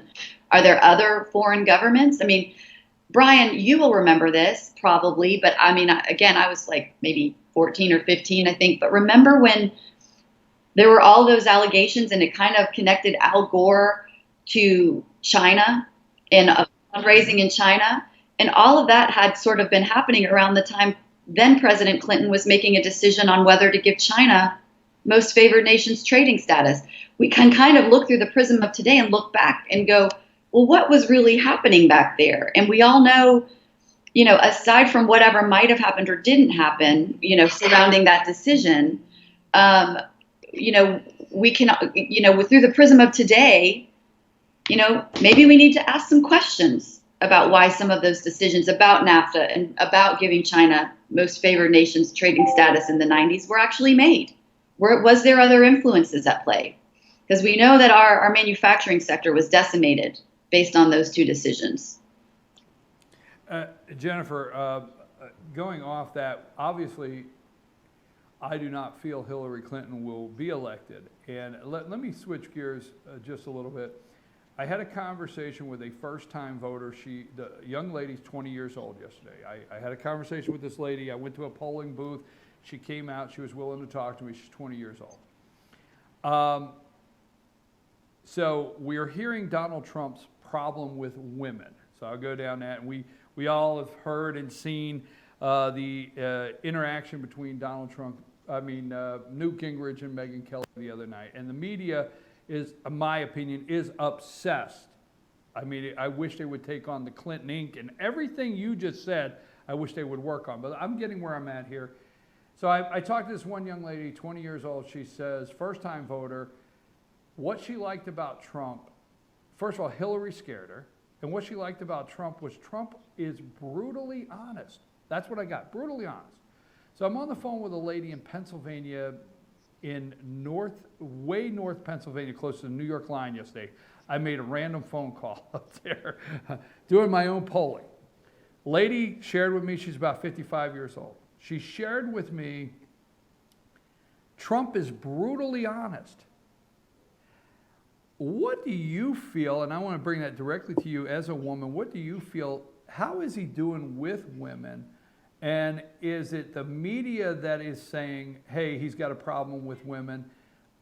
I'm not seeing it, but then again, I'm not qualified to say whether there is or not. Can you talk to that for me? Well, I mean, I don't see any signs that we're having. I mean, all the women that I have been in contact with around the state, repeatedly say, we're not falling for this. If this is about the issues for us, they can't just assume that we're a monolith, and because we're women, we're going to automatically vote this way or that. So I've seen a ton of enthusiasm. I mean, we had a roundtable full of women very enthusiastic about meeting Ivanka and Tiffany Trump.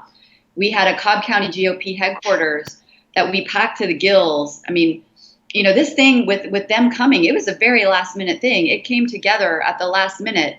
And we still, with Ivanka and Tiffany, they're not on the ballot. They're private citizens. They are living their own lives.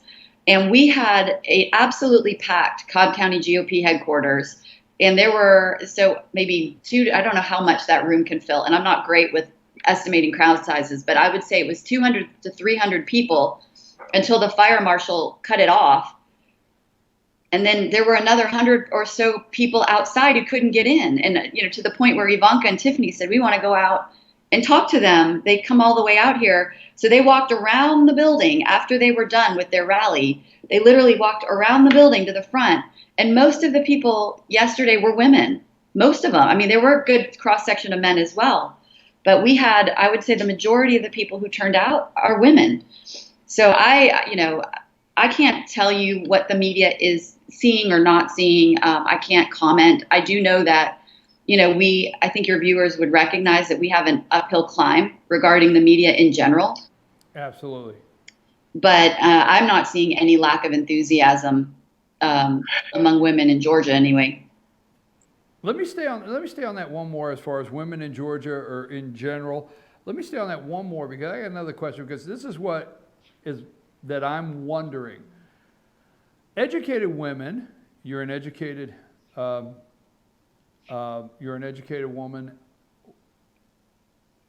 Do you not feel educated women are offended that they are actually being talked down to, that they're not smart enough to read these articles and understand what corruption is? I mean, I don't even know where I'm going there, but do you understand what I'm saying? It's like, to me, it's every time they say, well, educated women, Donald Trump's polling really bad. So to me, I'm just like, okay, so educated women don't know how to read these articles and understand what corruption are. Are you just calling? I don't know where I'm going, but you understand what I'm kindly saying? I don't know that it's disgusted as much as I think we're dismissive of it. Look, the big things that we need to be worried about, and I think this goes for educated people, no matter who they are, whether they're men or women, or I think educated people recognize the scope and scale of the challenges facing our country. We understand that our debt is at unprecedented levels. We understand that there are millions of Americans who can't get good jobs. We understand that under the Obama administration, we have had the worst recovery in American history, and we have a rate of GDP growth, which is at 1% or less, that's not even keeping pace with inflation, and that even the businesses that have managed to survive in this economy can't expand and thrive the way they want to because of the shackles that have been placed on them by the government. Women know this. Women know that having a porous border with Mexico is not in our best interest.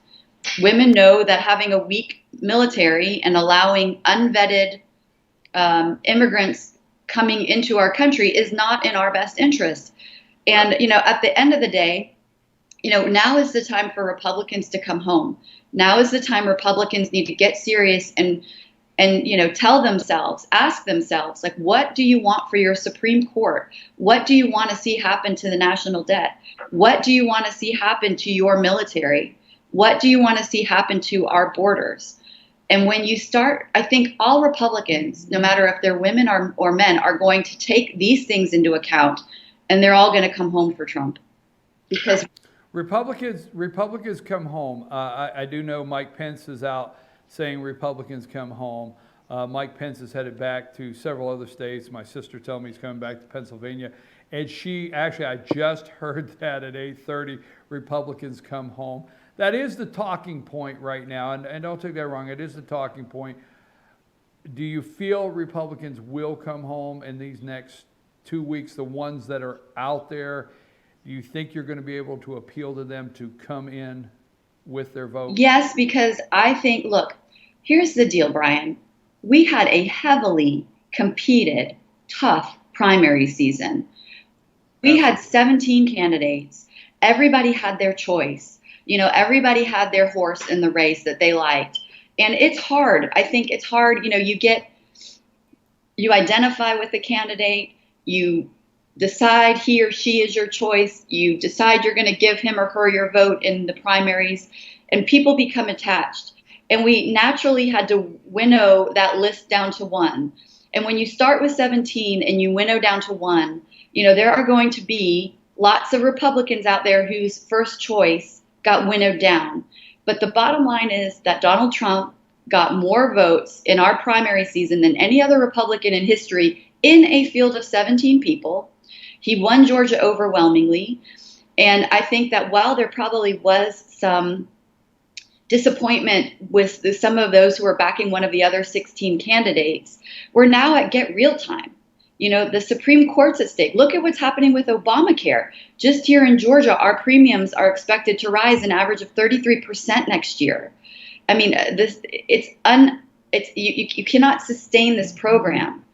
And I think that when all of the Republicans start doing the math and looking at the options and realizing what's at stake, the importance of the next 4 years in charting the trajectory of our country, are we going to resume a free enterprise model that embraces entrepreneurship and growth?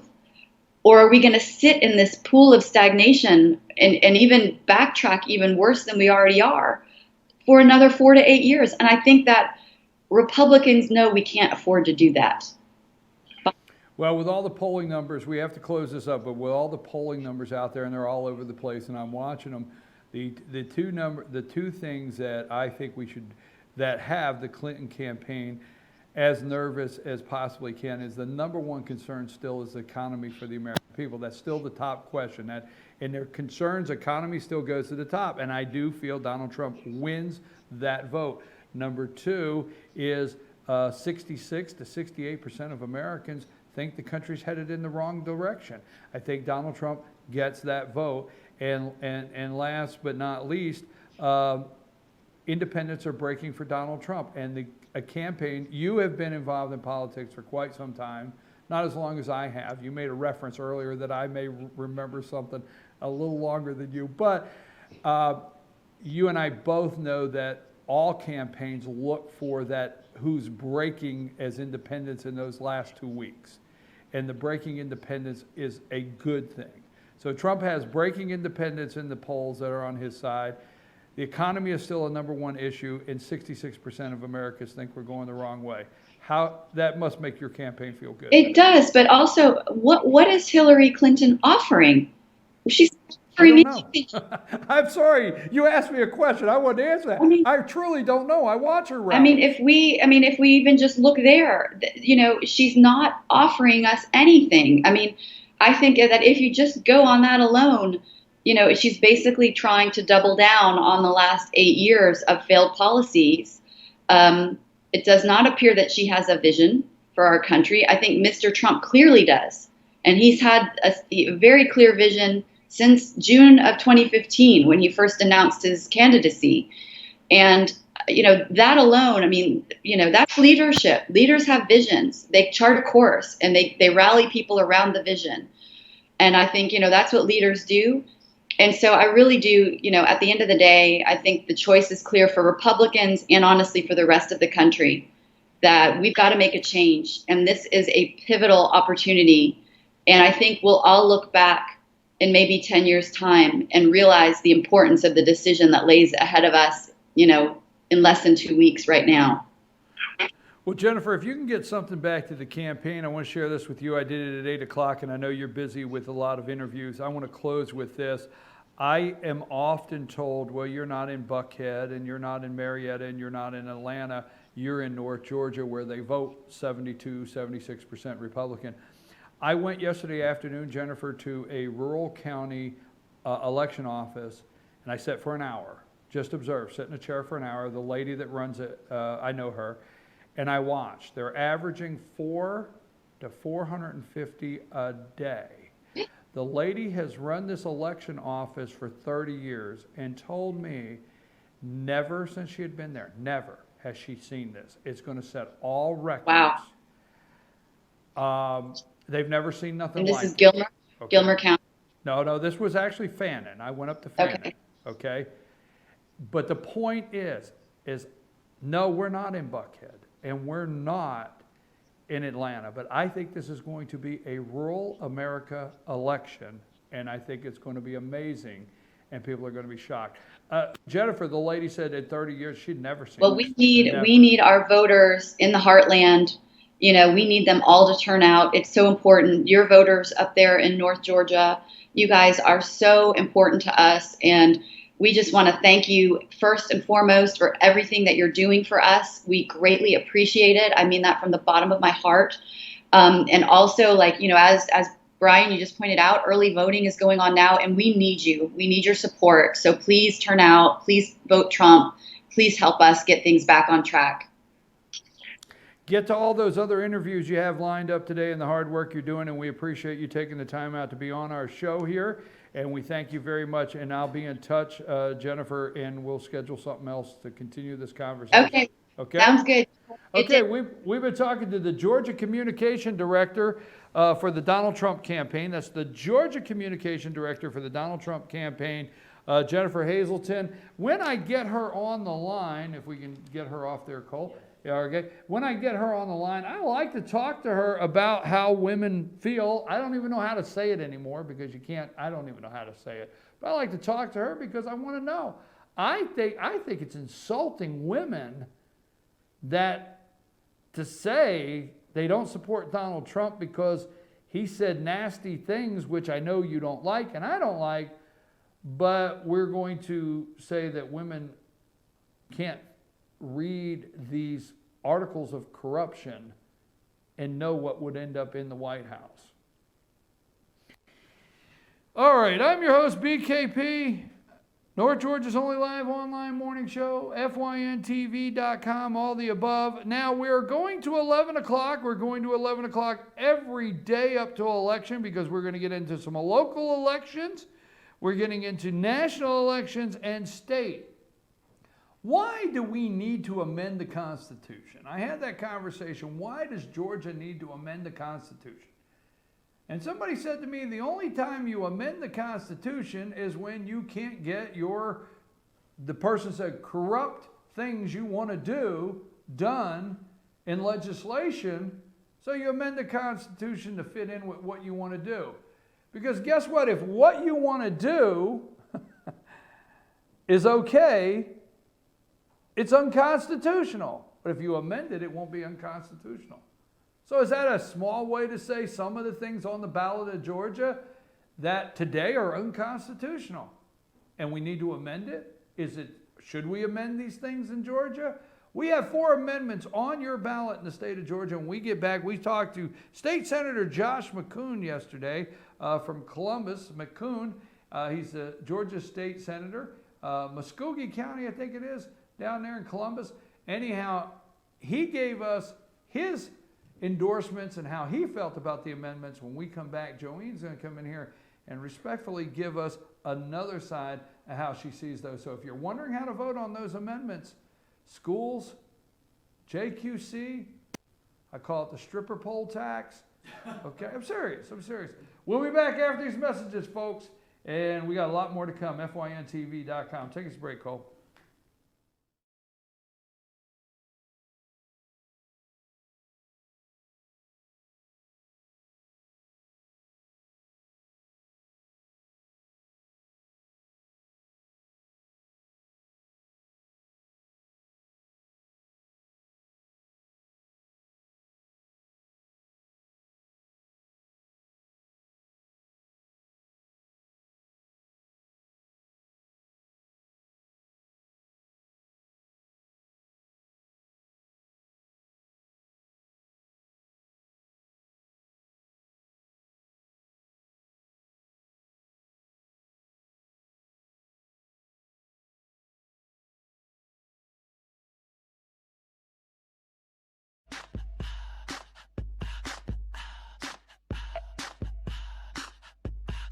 what you gonna do with all that junk?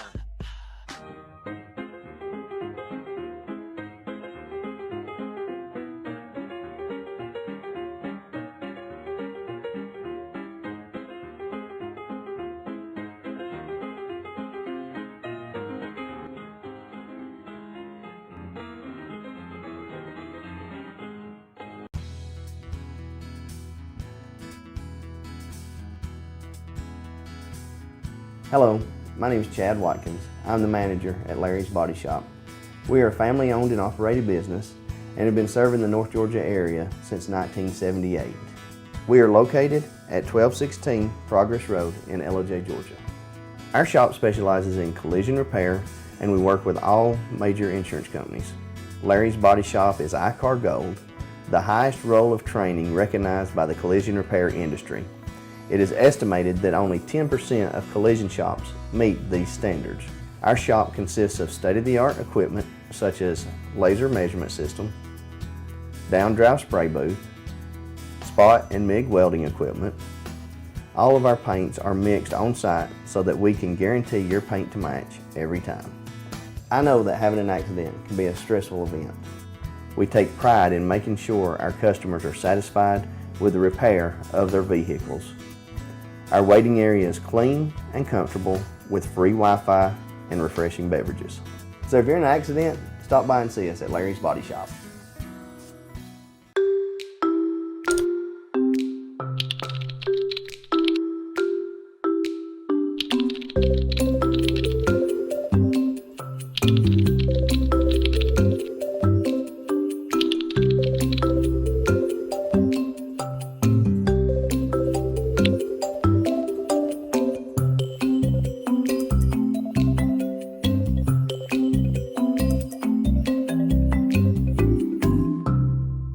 Pizza Hut makes the best pizza in the entire universe, but they won't tell you that. I've been marooned on this planet for a while now. You are an impressive race. Your children know excellent hiding places. Your oceans aren't filled with lava. And you figured out how to combine a grilled cheese sandwich with a Pizza Hut pizza. Surely interstellar travel will soon follow. And then I can finally get back home. Round. Round like home. The grilled cheese stuffed crust pizza. Proof that no one out-pizzas the Hut. North Georgia Diamond is your source for diamonds. Come on in to view the area's largest selection of fine jewelry at North Georgia Diamond. All repairs and designs are done on site by our jewelers. And North Georgia Diamond has the lowest prices on loose diamonds. You can also sell your gold, silver, and coins at North Georgia Diamond between Walmart and Lowe's in East Ellijay. Locally owned by Bill and Allison Craig, North Georgia Diamond is your source for diamonds in North Georgia.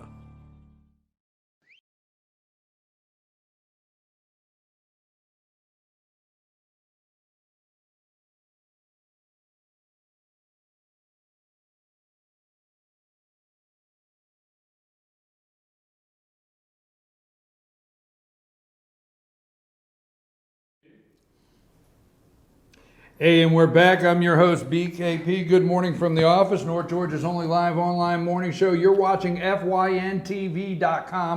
Don't forget, tell your friends. It's that simple, FYNTV.com. We're going from 8 to 11 all the way to Election Day. We're going to try to get all the information we can out for voters. That's our goal here, always at FetcherNews.com, to get the most information for voters that we can.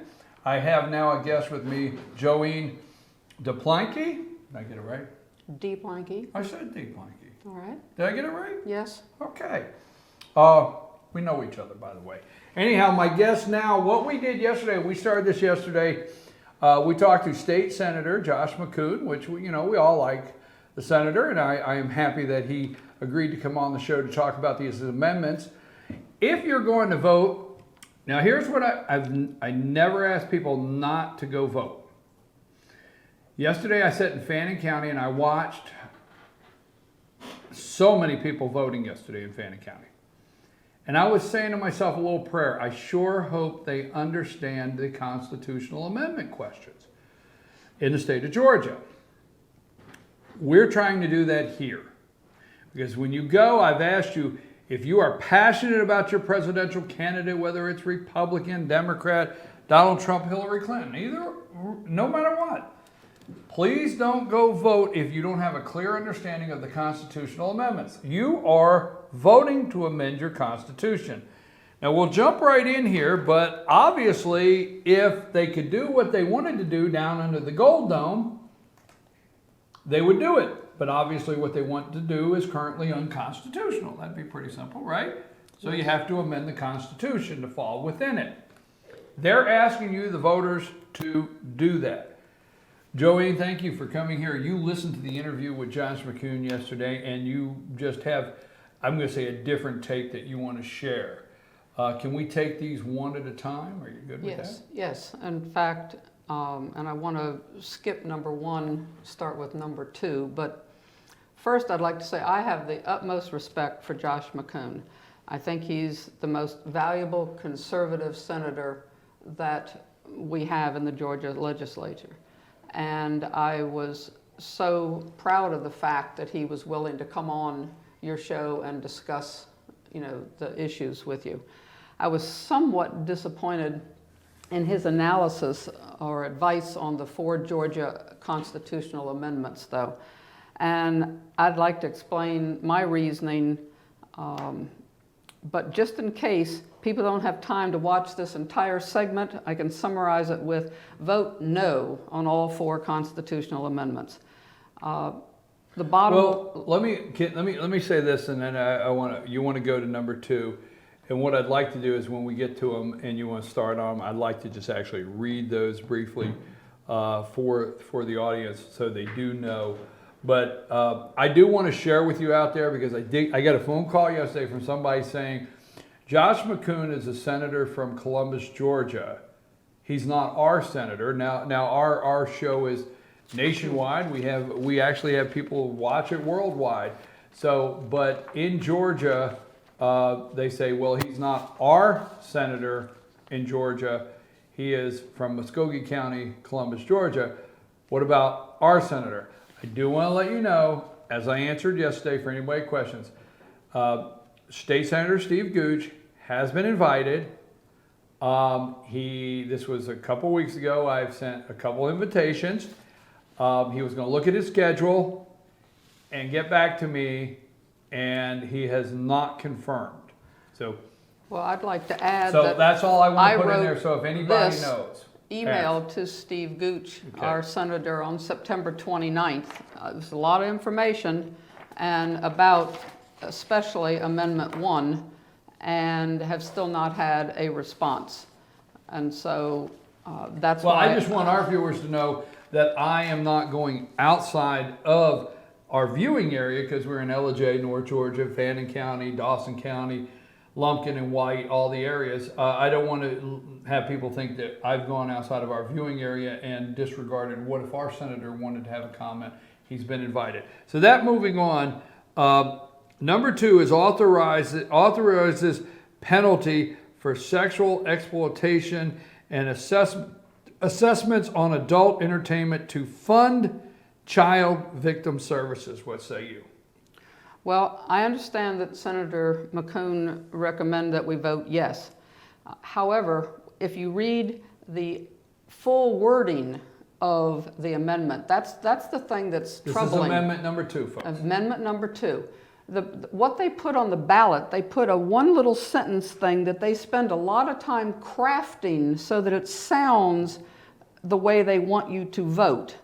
And however, if you read the wording of the amendment, it's like many of the other power grabs, I would call them, in recent years.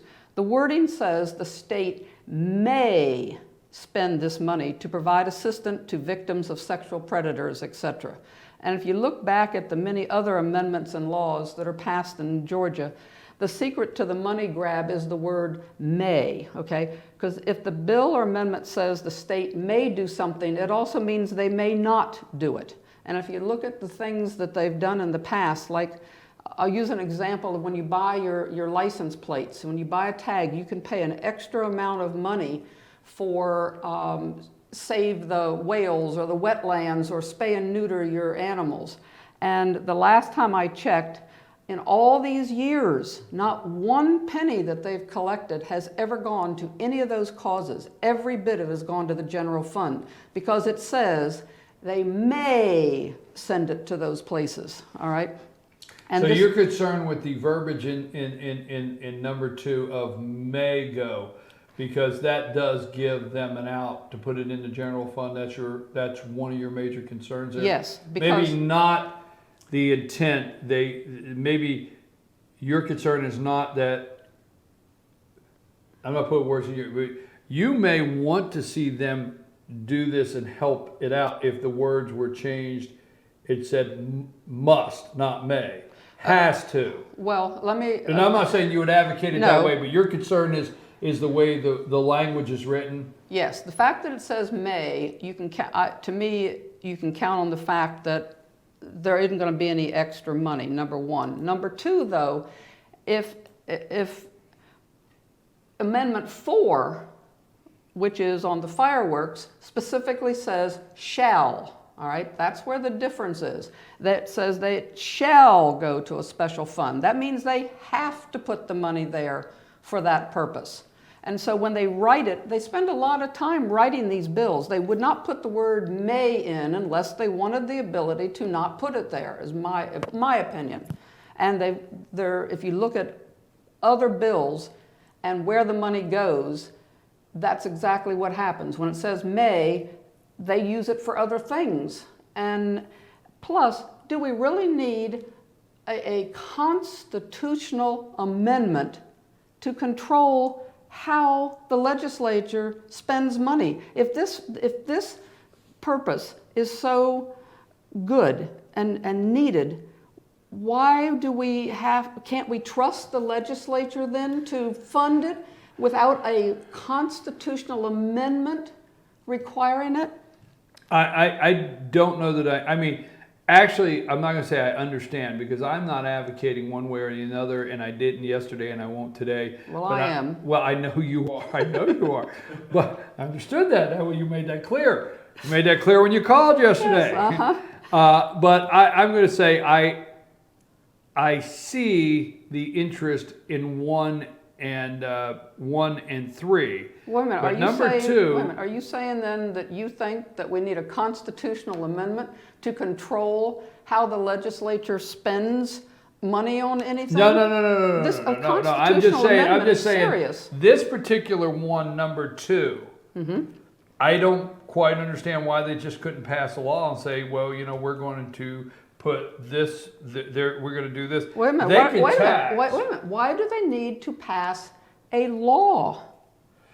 Well, They're already, if they want to fund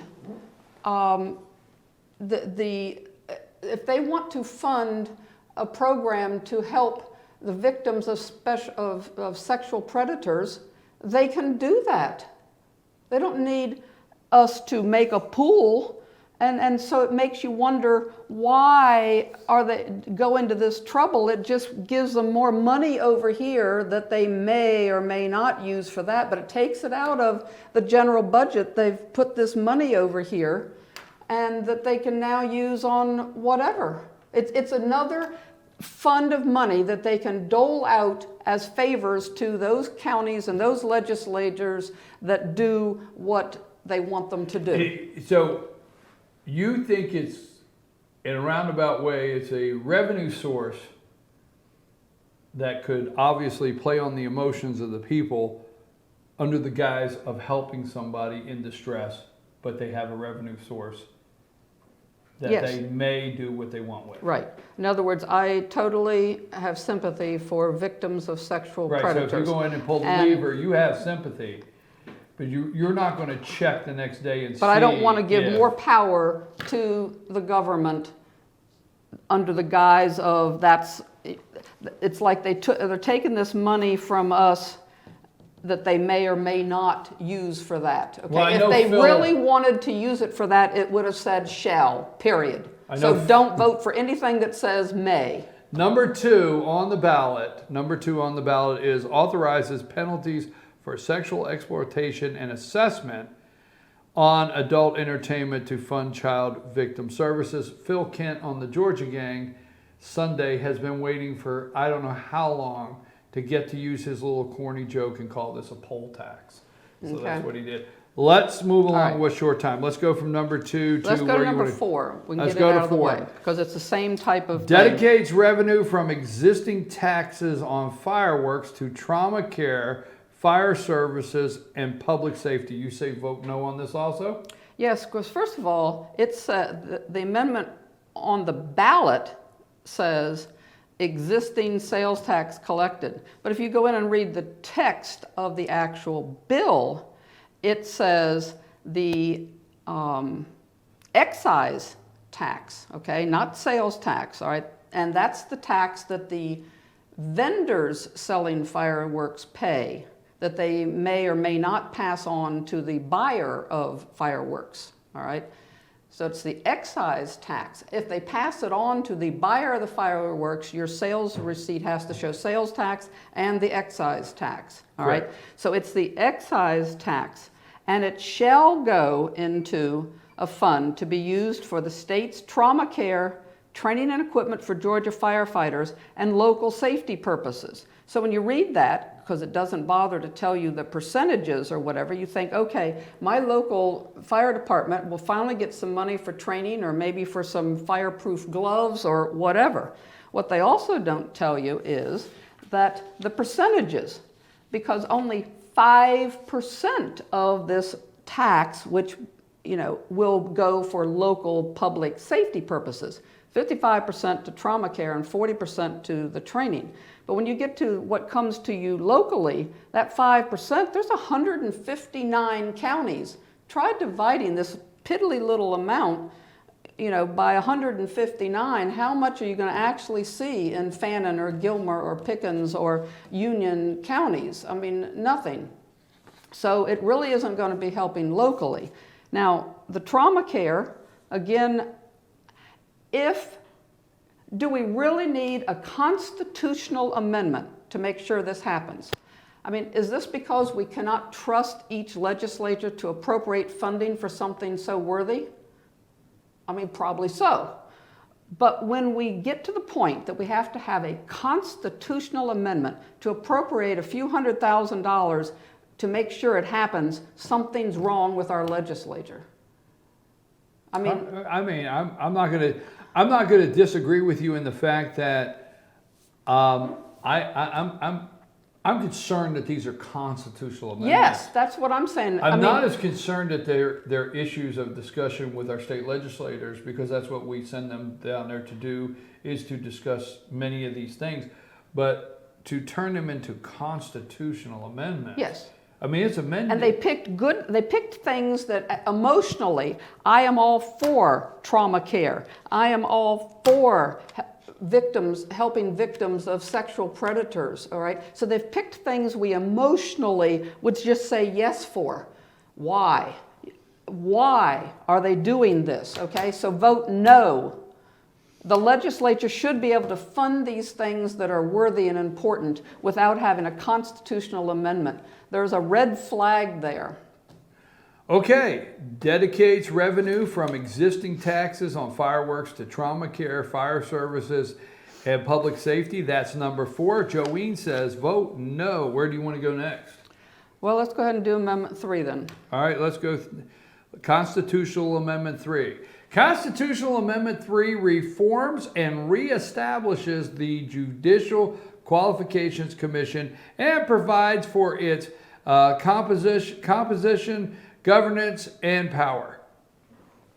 Okay, well, Josh also pointed out that basically this is to abolish the Judicial Watchdog Commission.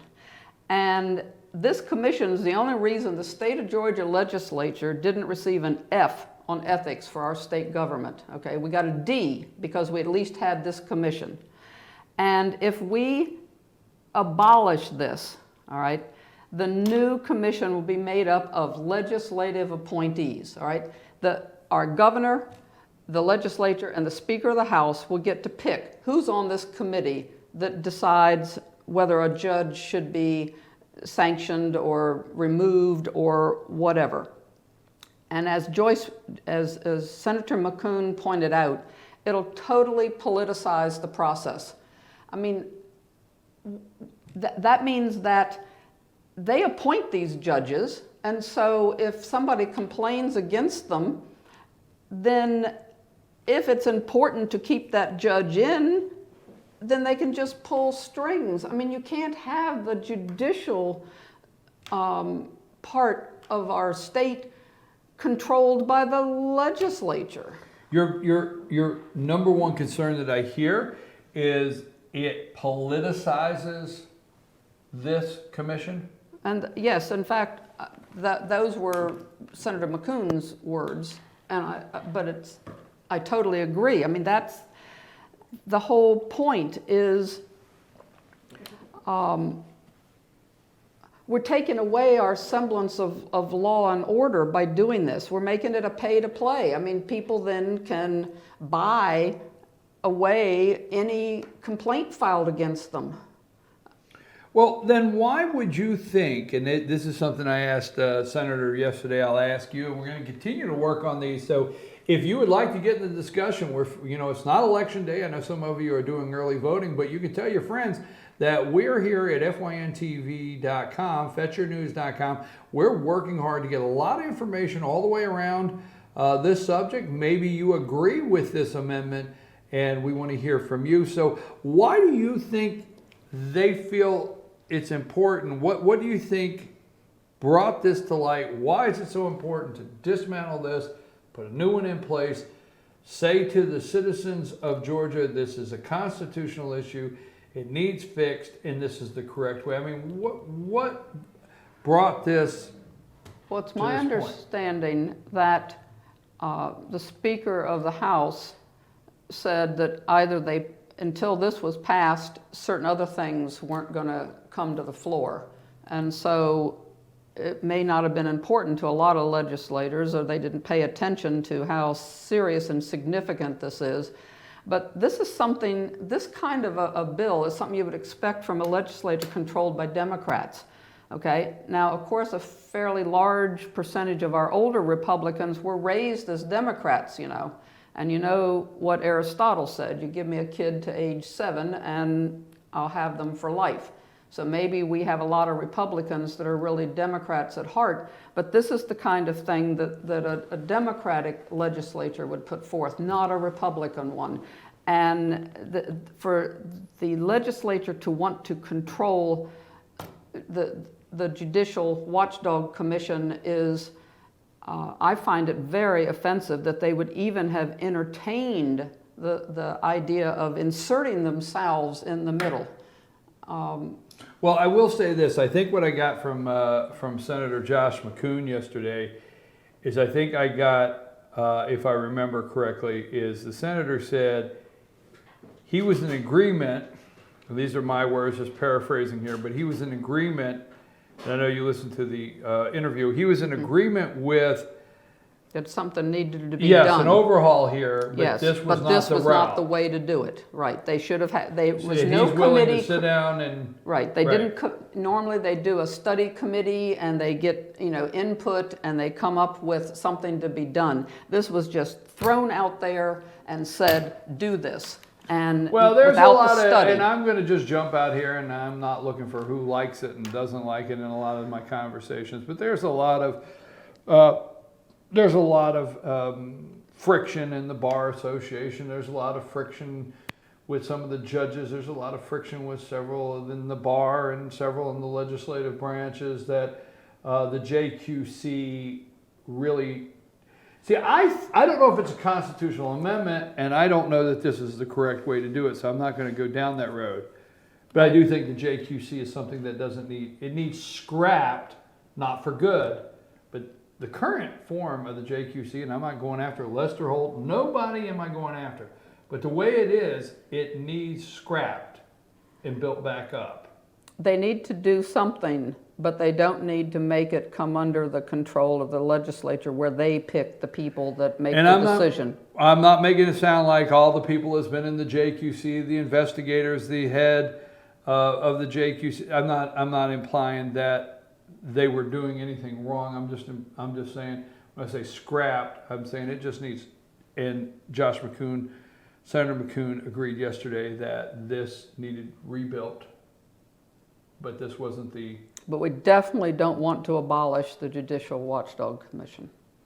Okay, I'm your host, BKP. Good morning from the office, North Georgia's only live online morning show. You're watching FYN TV.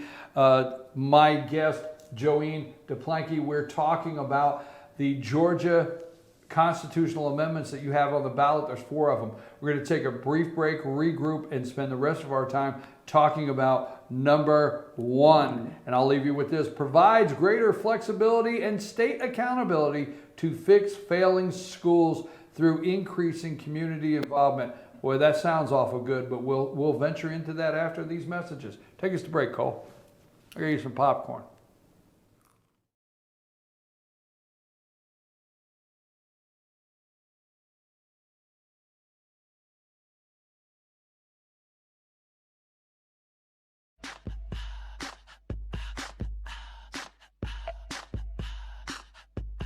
What you gonna do with all that junk?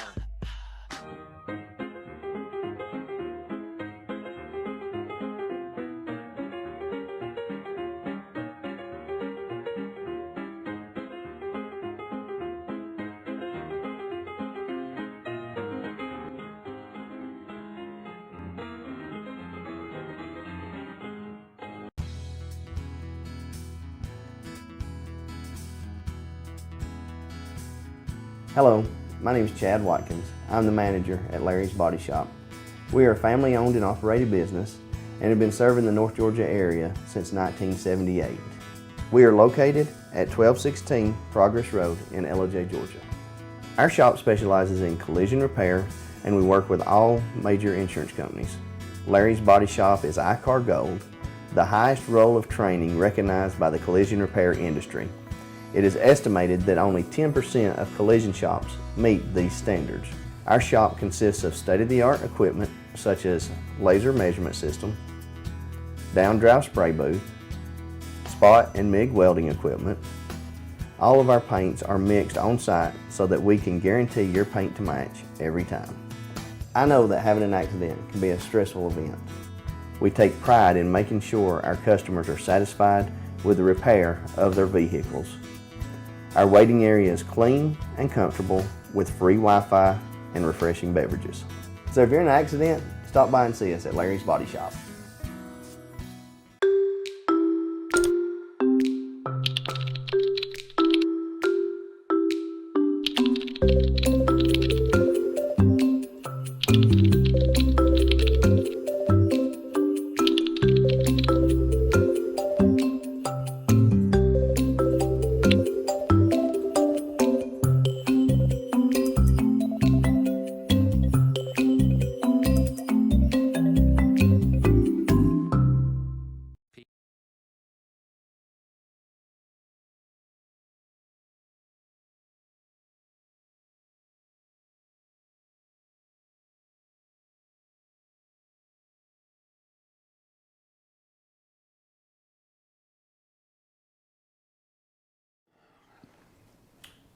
And we're back. I'm your host, BKP. Good morning from the office, North Georgia's only live online morning show. You're watching FYN TV. It's that simple. Folks, if you have been wondering what those 4 constitutional amendments in the state of Georgia, what they are on your ballot, we're discussing that. We discussed it yesterday. You can find that on our YouTube channel. Go to FetcherNews.com, top right-hand corner, and you'll see the YouTube symbol, and you can find it on Fetcher News. But yesterday we talked to State Senator Josh McCoon. Today we have with us Joeen DePlanke, and she is discussing these 4 amendments. We've talked about 2, 3, and 4, and we saved number 1. Now, my issue as your host here, and she's going to get into the details of the amendment, but my issue for me is I think the votes are so serious. I mean, I think when you go vote, it's like one of the most serious things you could do. And to be an informed voter. And what I don't like, and I'm not taking our governor to task, but I do not like a constitution being changed with one sentence that gives the power of appointment to a governor, the power to create a committee, the power to allocate funds. I mean, the power is enormous with one sentence. So I will read that and I will give Ms. DePlanky the opportunity to start giving you the details of what she thinks. When you go in the ballot box, how could this sound wrong? It's helping children. I mean, how could anything about this be bad? Everybody wants to help the kids. Provides greater flexibility and state accountability to fix, obviously you want to, failing schools through increasing community involvement. Well, how could that be bad? Then the actual Senate resolution number 287 that you're voting on, one sentence. Shall the Constitution of Georgia be amended to allow the state to intervene's not bad, right, in chronically failing public schools in order to improve student performance? If you just walked into the ballot box and read this, you're thinking, why, sure, I can't go against that. What say you? Your turn. Well, and that does sound really good, except that they're going to improve the failing schools. All right, you said vote no, because when we started this morning, you said vote no on all four. Vote no. Absolutely vote no. Now, tell me this one why you say vote no. Okay. Give the viewers some details. Well, first of all, most of the legislators in those failing districts are opposed to this. I went and looked at the nay votes, and a lot of them are in the areas that have the failing schools. Second, the Senate has totally opposed this on every vote until the very last one. I'd love to know what sweetened the pot to get them to flip, because it went exactly opposite. It was 16 yes, 38 no, and it totally swapped on the last vote. So something happened that made the difference, and I haven't had time to read what the bill was before. Right. Kind of thing that make you go, Also, the teachers are opposed to this. And a lot of counties, their Board of Educations have done a resolution. I think as many as 40. Have opposed this. The teachers union is opposed. They and the governor usually are totally lockstep, so that should make a person wonder. But most schools fail for two reasons. One, lack of parental involvement and poor teachers. And parents, if you look at the parent part first, they're more likely in these poor areas to be undereducated and therefore probably put less value on education per se. But the parents, for the most part, in these poor areas, because they have most of the time less education, they feel intimidated trying to approach the school. And so what I'd like to know is what effort has been made to provide basic like instruction sheets when children are registered for school, something that tells these parents things they could do that would help their child be more prepared for school. But also a questionnaire asking if they have the following resources available. Do they have internet? Do they have computers? Do they have someone to help with homework? I mean, if you had some idea what these children have at home, it'd be easier for that jurisdiction to provide more assistance at home.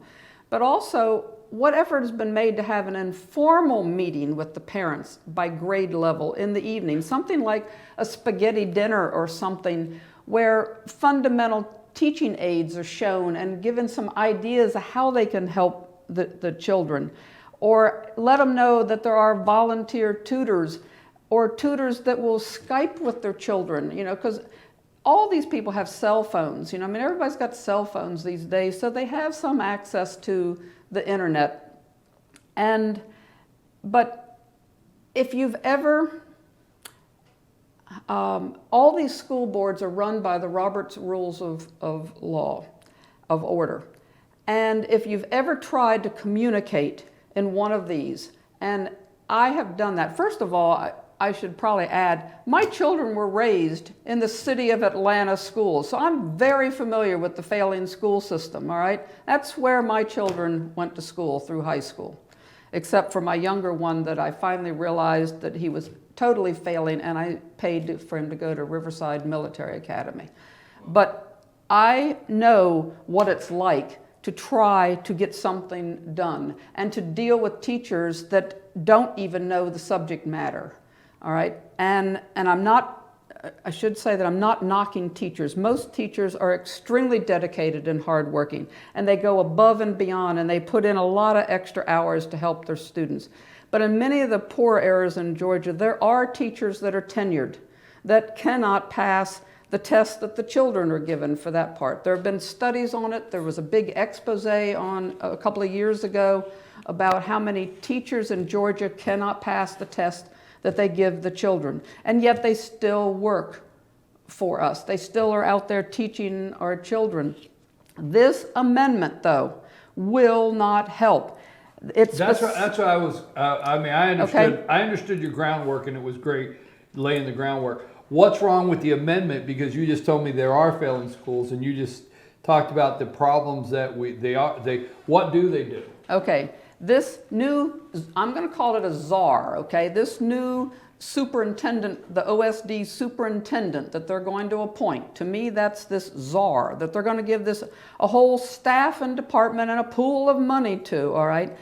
But this person is not authorized to waive any federal, state, and local rules, including the state accountability requirements, including but not limited to teacher and leader evaluation. So this person cannot change how these teachers are advised, are evaluated, all right, and cannot fire them, but can fire, I like this. This person can fire the principal in the failing school. Well, the principal is probably failing because that principal also can't fire teachers that aren't, you know, Right. meeting the goals. And so it's, that's number one. Number two, this on page 7, all right, of this new law, the real kicker is there's going to be a 3% charge for administration of this czar and his or her staff and the cost of administering this new level of bureaucracy. 3% of this money that would have been going to these failing school areas that could have been used for computers and books and teacher bonuses, or how about after-school tutors and paying for a bus to get the kids home. See, one of the reasons the kids can't stay after school is, then how do they get home? Well, if we had a little bit more money, we could have a 5 o'clock bus. You know what, I have to say this, I don't want to waste our time, but I did not realize there wasn't no such thing as the late bus anymore. Because when I was a kid in high school, there was the late bus. If you had to stay after any athletics, any tutoring, anything you had to stay after for, there was what we called the late bus. Well, believe me, this 3% I'm sorry, for I all didn't mean to these get counties, sidetracked, but I didn't all right, realize could that. pay for a late bus so the kids could stay. It needs to be fixed, but a constitutional amendment, when you fix your constitution, or amend your constitution, here's what a caller told me yesterday. A caller said yesterday that they did not like the way Senator McCoon said, we've got to try something. And the caller particularly said, although I like the senator, I did not like we've got to try something. Trying something is a constitutional amendment. You don't try something by making it a constitutional amendment. Yes. That was the issue there. So what say you? What are some of the other issues? Well, with that was this particular one. Well, that was I also had commented on that. When he said that we needed to try something, I mean, a constitutional amendment to try something, you then will need a constitutional amendment to undo it. Therefore, it'll probably never happen. So this huge pool of money and this new department that's going to be now funded, all right, instead of using the money for some of these things that I just mentioned, I mean, the 3% charge would pay for your late school bus and tutors. All right, that would help. You should at least try that. Why do you think the governor? This is his signature piece of legislation that he wants. Why do you think he wants this? Why do you think there's such strong opposition? They can actually take over, is my understanding. I use the word takeover, but they can intervene and take over 100 schools at one time. Yes, well, 20 a year, but once they take your school, they have it for a minimum of 5 years. They can keep it for 10 years. They can close the school, all right? So they have a tremendous amount of power.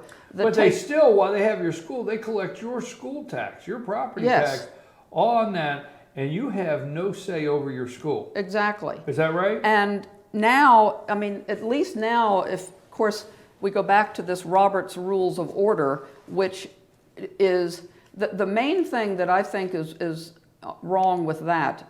There needs to be a sense of order. But our boards of education, they want parent involvement. I want to just explain what I've gone through, because I used to go to every single Board of Education meeting in this county, and I would stand up every single time and say the exact same thing. Why can't we speak at the work sessions and ask questions of the things that are going on? And you're not allowed to speak at the work sessions, and you can't participate. And you can only participate at the full board meeting, but then only if you put your name on the agenda. It used to be the day before, now it's by 9 a.m. of the day of the meeting that you want to speak. I want to know, how does any parent know they want to speak till they come to the meeting and hear what they have to say? So if you want the failing schools to have some corrections, there's other corrections that need done first. Well, if you want the parents to participate, get involved, they need to feel they're welcome to involve. Yes, and so if they say something that they're going to do something, or they're going to have some program or whatever, and you're in the audience and you want to speak, you can't speak because you didn't put your name on the list the day before or the morning of, all right? And so there isn't any interaction. They don't encourage, they absolutely discourage. They do not want parents to speak at these meetings, and they make it very difficult for them to speak. And then they say that there's no parental involvement. And like I used to say to our board chairman back then, was when they kept saying, Mr. Planky, if anyone else cared, they'd be here. You're the only one that says anything. I was the only parent that ever attended these meetings at that time, and I didn't have any kids in the system.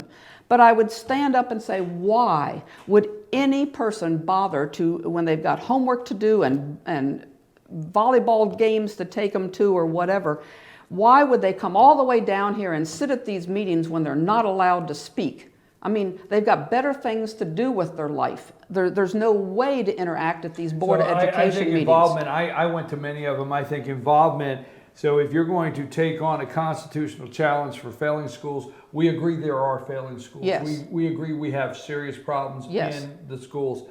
But if you're going to take on the parental involvement issue, maybe you need to look a little closer and seeing that the parental involvement maybe has been pushed away. You need less bureaucracy, and all this is doing is creating another level of bureaucracy away from the community people, the parents, and everything else. You're now inserting the government in there, and right now, by the way, our schools are controlled by the state and federal government to begin with. Every penny that we're given, there's a string tied to it. So they already run these failing schools. That's right. And I'm going to just say this. I spoke to a superintendent of school the other day concerning this subject that is retiring next year, and we talked about his retirement. And I said, well, when you retire, do you think you're going to be able to speak any longer without using acronyms? How long is it going to take you to heal from? I mean, I'm just telling you, if you are a parent and you went for the first time and you said at a Board of Education meeting, and I think you and I are going to agree, we're not knocking our local boards. Yes, there's some people on there that from time to time, I'm just saying, but we're not really taking them to task. We're taking how they operate based on, they better operate that way, or somebody's prepared to come in and say, yes, oh, no, you operate this way. If they let you talk so we're not from taking the floor, them to task. Right, they are told once they're elected, this is how they have to run the meetings. If they let us talk from the floor, they can be sanctioned. The sacks will come down on them because they don't have control of the meeting, when all you're trying to do is ask a question. Parental involvement. It's like the Gestapo is running it. And since I'm not going to be able to stay much longer, I do have one other message. Yeah, I wanted to give you the last word here before you have to run. Okay, and that is, go vote. we need 80% of the people in North Georgia to vote, not our typical 36%. That is the only way to combat the votes in the large cities. If you care about this election, whether it's the presidential or any of the local ones, and also when people are on the ballot uncontested, please vote for them anyway. I know that if I spent my time running for office, I'd be really discouraged that I only got 300 votes when there were 3,000 votes for the president or something. It would be like you didn't want me, you wanted the president. So vote for the people. But if you do not know the people running for a particular office and you know nothing about the office, leave it blank. Don't just pick a name. I mean, you could be voting for the absolute wrong person. So if you know nothing about something, then just leave that one blank. But we need everyone to get out and vote no on the 4 constitutional amendments. Vote no on the 4 constitutional amendments. Do you have a different view? Do you see it a different way? Or do you have more to add to this conversation? Get in touch with me, chief@fetchernews.com, 706-889-9700. We want to thank Miss Joeen DePlanky for being here today, and also we want to thank Senator Josh McCoon yesterday. And our goal here, as always, FetcherNews.com, is get you, the voter, the most information so when you go in the polls. We'll be back right after this messages. Thank you very much. Thank you for having me.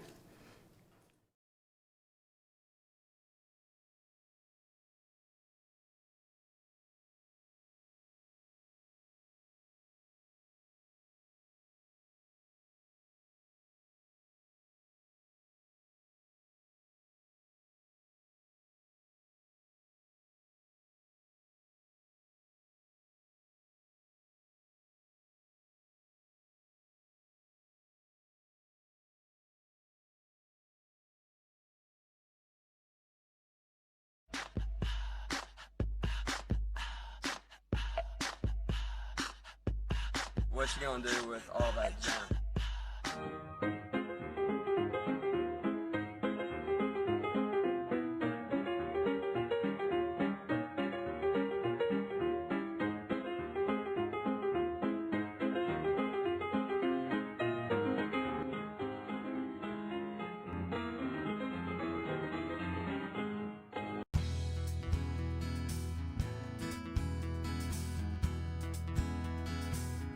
Hello, my name is Chad Watkins. I'm the manager at Larry's Body Shop.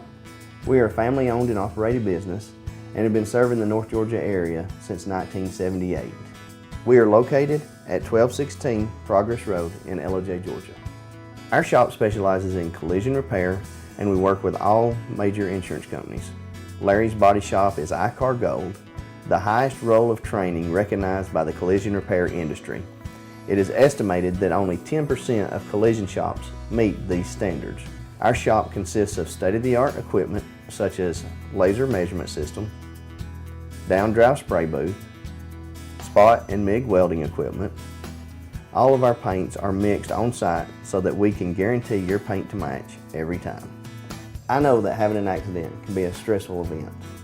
We take pride in making sure our customers are satisfied with the repair of their vehicles. Our waiting area is clean and comfortable with free Wi-Fi and refreshing beverages. So if you're in an accident, stop by and see us at Larry's Body Shop.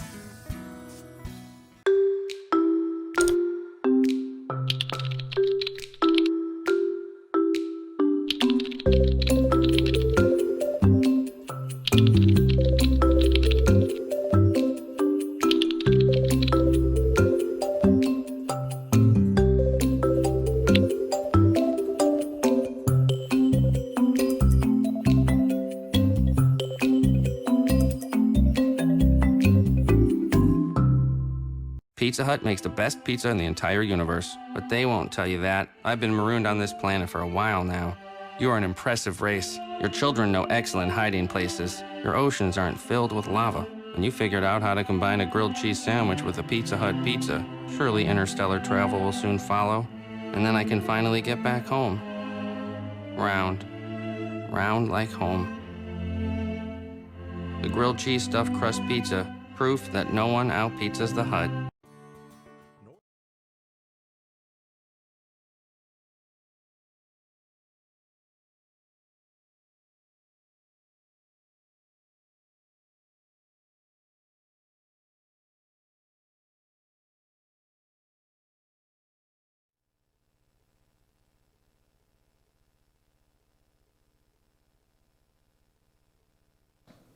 You caught me eating my popcorn. Okay, folks, we're back. I'm your host, BKP. Good morning from the office, North Georgia's only live online morning show. FYNTV.com. We have a couple minutes here. We're here Monday through Friday, Monday through Thursday, 8 to 11, Friday, 8 to 10. We're going to be up in Blue Ridge tomorrow. We will, I've said it a couple times, but weather permitting, we think tomorrow will be maybe our last outdoor broadcast at Sycamore Crossing up in Blue Ridge. And then we're going to be moving over to do our late fall winter show at the Vault. Now, folks, if you haven't been over to the Vault downtown Blue Ridge, it used to be in the same location of L&L Beanery, but it's the Vault, and I just love it there. The coffee, I went there yesterday afternoon. The Wi-Fi is through the roof. Had my computer out. I was reading. I had a cup of coffee. It was great. I will tell you, for me, it might sound silly to some of you, but there are all kinds of outlets along the wall. All kinds of outlets along the wall to plug your phone in or plug your computer in. It's the Vault, downtown Blue Ridge, and we're going to be bringing the show in our winter months from downtown Blue Ridge to the Vault. So I'm excited about that. The Cubs won last night. They're 1-1. The designated hitter is paying off for the Cubs, so that's why I'm an American League guy. Now I'm backing the Cubs. I'm pulling for the Cubs, but I am a DH guy, and I forget the guy's name for the Cubs. 5-1 last night. I was a little nervous there. Was it bottom of the 7th, top of the 6th, late in the 6th, or top of the 6th or top of the 7th? I was a little nervous there, or late in the game with the pitcher. I didn't know, game might be getting a little out of hand, but the Indians, the Cubs pulled it out. And I did want their designated hitter, I forget his name, the Cubs designated hitter. But anyhow, they're going to be headed to Chicago Friday night. And designated hitter, I think, will pay off for Cleveland. And I think the Cubs are going to wish they had a DH Friday night. But then again, I'm pulling for the Cubs, having fun, baseball. This is a message received from a woman, that's the way we'll identify it. I want to deal with that, a woman. And here's how the message reads. Okay, I voted today with a heavy heart. I could not and will not endorse the status quo or worse. I voted for Trump, and even though I do not appreciate his sexist remarks, they are not as offensive as deaths in Benghazi or the Clinton agenda. She personally scares me to death. I'm not going into the issues on either side and not open to discussion. Just wanted to urge all those that have not voted to do so. Now on to prayers for our wonderful country. I'm hearing that for women. They are not okay with it, obviously. They were offended by Donald Trump. They don't like what he said, but it's not as offensive as people dying in Benghazi to them. It's not as offensive as the Clinton agenda. I think our rural, you heard Ms. DePlanky say we needed the rural counties. I think this is going to be the red counties of this country. This election belongs to you. So let's boil this election down to a county, okay? Your county this morning. Get out and get your vote out in your county. Persuade your people in your county to vote for Donald Trump. And bring a wave and let them know the rural counties, the heartland of America. The Affordable Care Act is what you understand you can't afford. America cannot afford.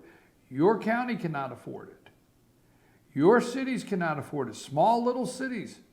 You drive through America and you see this little city and you see a little town hall and it looks all nice and quaint and you think, well, this is just small town America.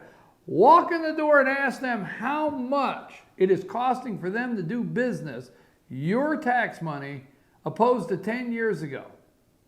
And you will be shocked to hear how much it's costing your local governments to operate by the mandates that they have from everything to Obamacare and health care off your tax money. It's all your money, folks.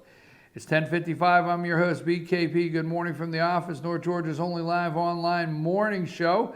Don't forget, Monday through Wednesday, every 7 o'clock at night, we have our sports shows. Tonight we're off. Cole, do you realize it's Thursday night? We're off, right? Yeah, we're off. Off tonight. Just thought of that. Tomorrow we will be at Sycamore Crossing in Blue Ridge. We will have our Ask the Doctor segment. 706-889-9700 or chief@fetchernews.com. If you hear of or know of news 24/7, those are the ways to contact us. 706-889-9700 or chief@fetchernews.com. You can go on our website, fetchernews.com, go to the info section. Contact us that way. Call us. The phone number's on there. Whatever. But don't forget, get in touch with us. A couple things before we do close. I would like to have anybody that has heard the Georgia constitutional amendments discussions the last 2 days that would like to get involved, have comments. If you email them, I'll write them. If you want to be on the show, call me. If you want to come up, if you want to drive up here from Atlanta and sit right here next to me and watch, and give your information. If you want to do a Skype call, you get in touch with me. We want to continue to discuss that subject right here. Go vote. You have a lot. And we're going to continue. I told you our rural discussion, county discussion tomorrow. And that's where we're going for. You heard Lise Nover say this election is going to be about the country mouse and the city mouse. It's that simple. Okay. I'm your host, BKP. If you would like to cover and you'd like to be a reporter and cover things here's where we're at currently. We are nationwide, worldwide, FYNTV.com, but our local news coverage is right now Pickens County, Gilmer County, Fannin County, Union County, Towns County, White County, Lumpkin County, Dawson County, Murray County, and Cherokee County, North Carolina. So if you'd like to cover the Board of Education, if you'd like to be a writer in any of those counties on the commissioners, city council, whatever it may be, community events, festivals, regardless of what it may be, your 4-H, your local 4-H, your local Cub Scouts, you name it, you get in touch with me at chief@fetchernews.com. If you'd like to join Team FYN Sports, you'd like to cover all the high school sports, volleyball, softball, baseball, wrestling, basketball, football, you name it. You get in touch with me, Team FYN Sports. If you'd like to join us today, 706-889-9700, chief@fetchernews.com. And we want to keep up with the Gold Dome, Atlanta. If you want to do state legislative news, keep up, be a reporter, and keep up with the Gold Dome for FetcherNews.com as they go into the legislative session at the end of the year. If you'd like to keep up with judicial, let's say you like to go sit in the courtroom and listen to court cases. You'd like to follow the police arrest records and follow cases. You'd like to follow crime and courts and legal. Get in touch with me, because we are the fastest growing news network in North Georgia. Online every day. FetcherNews.com. I'm your host, BKP. It is 10:59. I am out of here. Cole, it's so warm outside. It's beautiful. It's just beautiful. It's cold in the morning, warm in the afternoon. There you go. I think I'll head over to Ingalls and eat lunch. I'll see you tomorrow, 8 a.m. Blue Ridge, Sycamore Crossing. Be there.